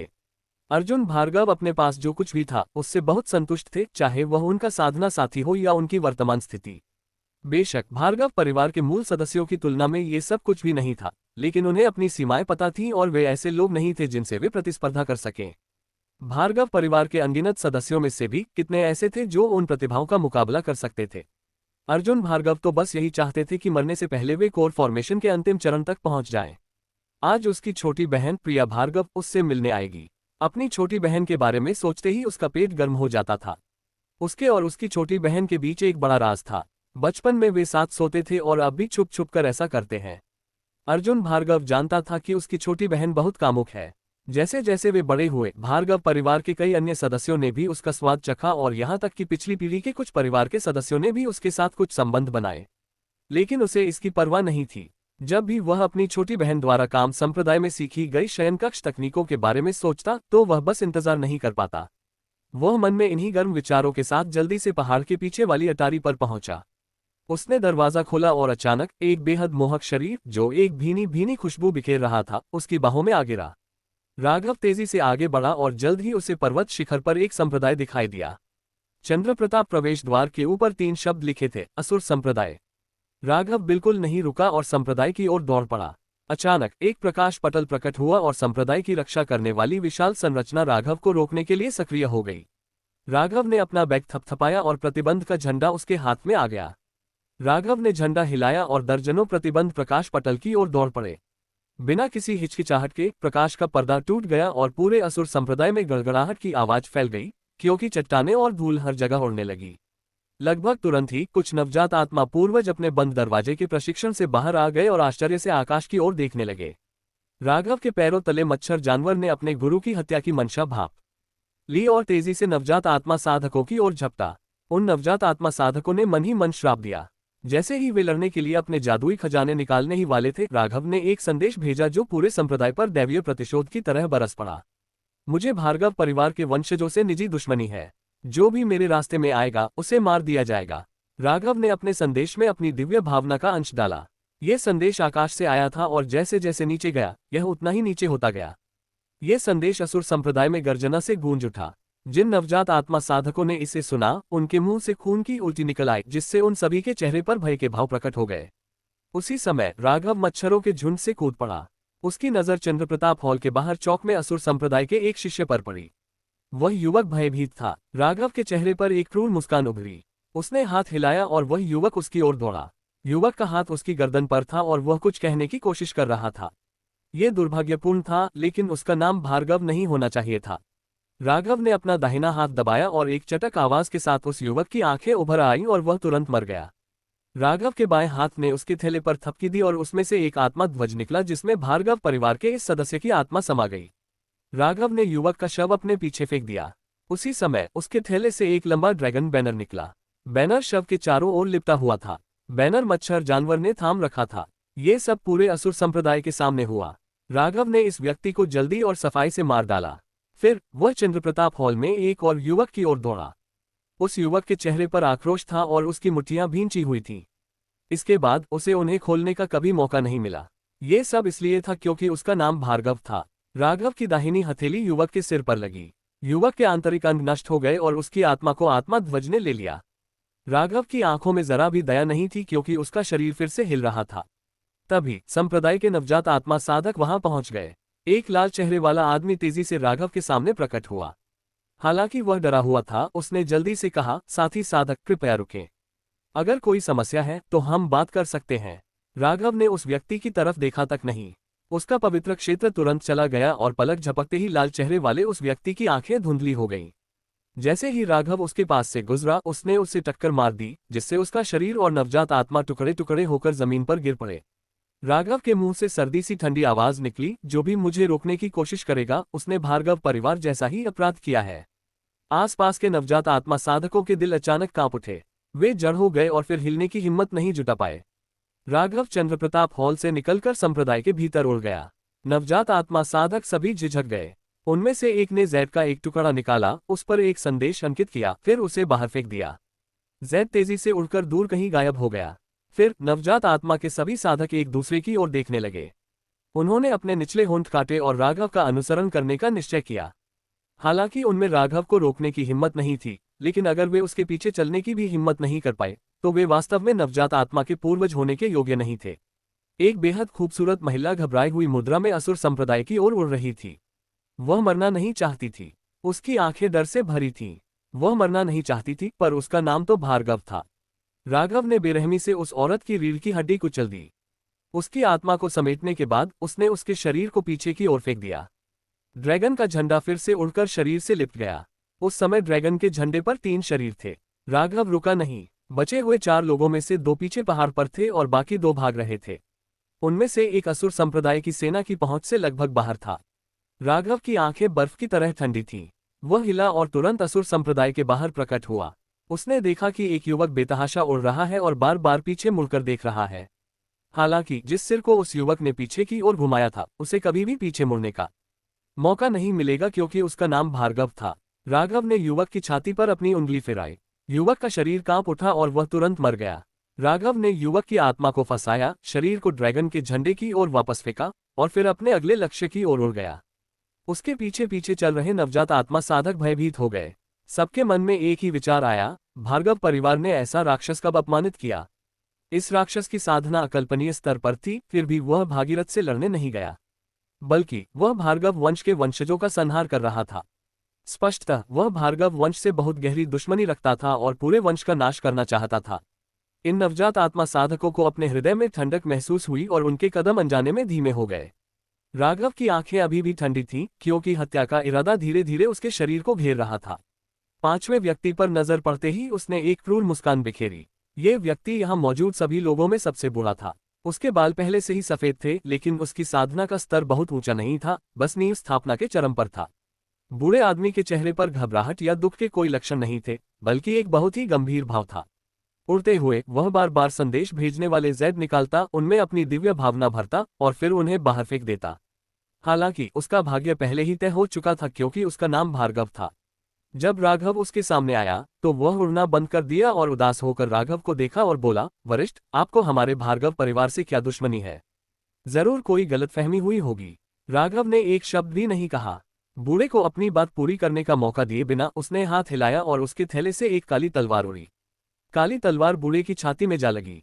बूढ़े का शरीर काला पड़ गया। उसकी बात पूरी होने से पहले ही उसकी मृत्यु हो गई। राघव ने आत्मा को सील कर दिया, शरीर को बांध दिया और पीछे के पहाड़ की ओर उड़ गया। हर बार जब अर्जुन भार्गव प्रिया भार्गव से मिलता तो वह उनकी मौजूदगी का कोई भी निशान छिपाने के लिए पीछे पहाड़ पर बने मचान का रास्ता खोल देता। हालांकि इसका मतलब ये भी था कि वह बाहर का एहसास नहीं कर पाता, लेकिन सुरक्षा के लिहाज से यही सबसे अच्छा तरीका था। आखिर वो और प्रिया भार्गव भाई बहन थे। अगर उसे पता चल गया तो उसकी इज्जत मिट्टी में मिल जाएगी। हालांकि प्रिया भार्गव कई लोगों के साथ सो चुकी थी, जिनमें भार्गव परिवार के लोग भी शामिल थे, लेकिन लोगों ने ये बात अपने दिल में ही रखी और कभी किसी से मुंह नहीं खोला। अगर वो उसके साथ हमबिस्तर होते पकड़ा गया तो बात अलग होगी। नतीजा ये हुआ कि उसे बाहर क्या हुआ था कुछ भी पता नहीं चला। उसे तो बस प्रिया भार्गव की मोहक आंखें और नाजुक बदन दिखाई दे रहा था।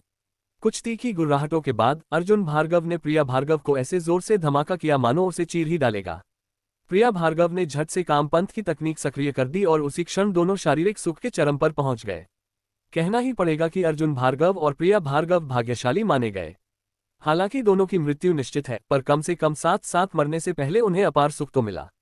अर्जुन भार्गव ने कुछ गहरी सांसें ली और प्रिया भार्गव के शरीर से उतर गया। हालांकि उसे तुरंत एहसास हुआ कि कुछ गड़बड़ है। फिर उसने देखा कि कमरे में एक और व्यक्ति मौजूद है। उसका दिल कांप उठा। जैसे ही वह बोलने वाला था, वह व्यक्ति अचानक हिल गया। वह आखिरी दृश्य था जो उसने देखा था। प्रिया भार्गव ने जैसे ही आंखें खोली, उसने अर्जुन भार्गव का सिर जमीन पर गिरते देखा। उसकी चीख तुरंत निकल गई। हालांकि यह चीख पहले वाली चीखों जितनी आकर्षक नहीं थी और उसकी जिंदगी की आखिरी चीख साबित हुई। वे मरने के लिए बाध्य थे क्योंकि इन दोनों भाई बहनों का नाम भार्गव था। उन दोनों को मारने के बाद उसने उनकी आत्माओं को सील कर दिया, उनके शरीर बांध दिए और मचान से बाहर निकल गया। पंथ के सभी नवजात आत्मा साधक मचान के बाहर चुपचाप खड़े रहे। राघव ने उनकी ओर देखने की भी जहमत नहीं उठाए। वह मच्छर जानवर की पीठ पर कूद गया और ड्रैगन ध्वज को अपने पीछे लहराते हुए चला गया। ड्रैगन ध्वज पर 7 लाशें थीं। राघव ने हिलना बंद नहीं किया जबकि मच्छर असुर संप्रदाय से दूर उड़ गया। दूर से ड्रैगन के झंडे से बंधी 7 लाशें किसी मोर की पूंछ जैसी लग रही थीं, जो खूनी रोशनी बिखेर रही हो। राघव के क्षितिज में ओझल होने तक उन सबने राहत की सांस ली। उनमें से एक ने फुसफुसाते हुए कहा, भार्गव परिवार खत्म हो गया। एक अन्य व्यक्ति बुदबुदाया, केवल भार्गव परिवार ही नहीं बल्कि पूरे सैंधव राज्य में उथल पुथल मचने वाली है। फिर उसने गहरी सांस ली और अपनी ओर देख रहे असुर संप्रदाय के वरिष्ठों से कहा, बाहर प्रशिक्षण ले रहे सभी शिष्यों को वापस बुलाने का आदेश जारी करो। भार्गव परिवार से जुड़े सभी व्यावसायिक संबंध तोड़ दो। जो भी शिष्य बाहर प्रशिक्षण ले रहे हैं और जिन्होंने भार्गव परिवार की महिलाओं के साथ साधना साझेदार बनाए हैं, उन्हें संप्रदाय से निष्कासित कर दिया जाए। आज के बाद हमारा भार्गव परिवार से कोई संबंध नहीं रहेगा। भार्गव परिवार के 7 सदस्यों की हत्या के बाद भी राघव की आंखें ठंडी थीं। एक पूरे वंश का सफाया करने के लिए दृढ़ हृदय होना जरूरी है। अगर किसी में एक पल की भी कमजोरी आ जाए तो वह जरूरत पड़ने पर निर्णायक कार्रवाई नहीं कर पाएगा और न ही वह सब कुछ झेल पाएगा। आखिरकार एक वंश का सफाया कोई ऐसा काम नहीं था जो हर कोई कर सके। राघव का अगला लक्ष्य हजारों किलोमीटर दूर एक और संप्रदाय था। वहां भार्गव परिवार के बहुत से सदस्य थे, कुल 93। राघव को कोई जल्दी नहीं थी। वो उन्हें धीरे धीरे मारना चाहता था ताकि भागीरथ अपने परिवार को मरते हुए देखने के दर्द से जूझ सके, पर कुछ कर न सके। वह चाहता था कि भागीरथ को अपनी छाती चीरकर देखने का दर्द महसूस हो कि उसका दिल अभी तक टूटा है या नहीं।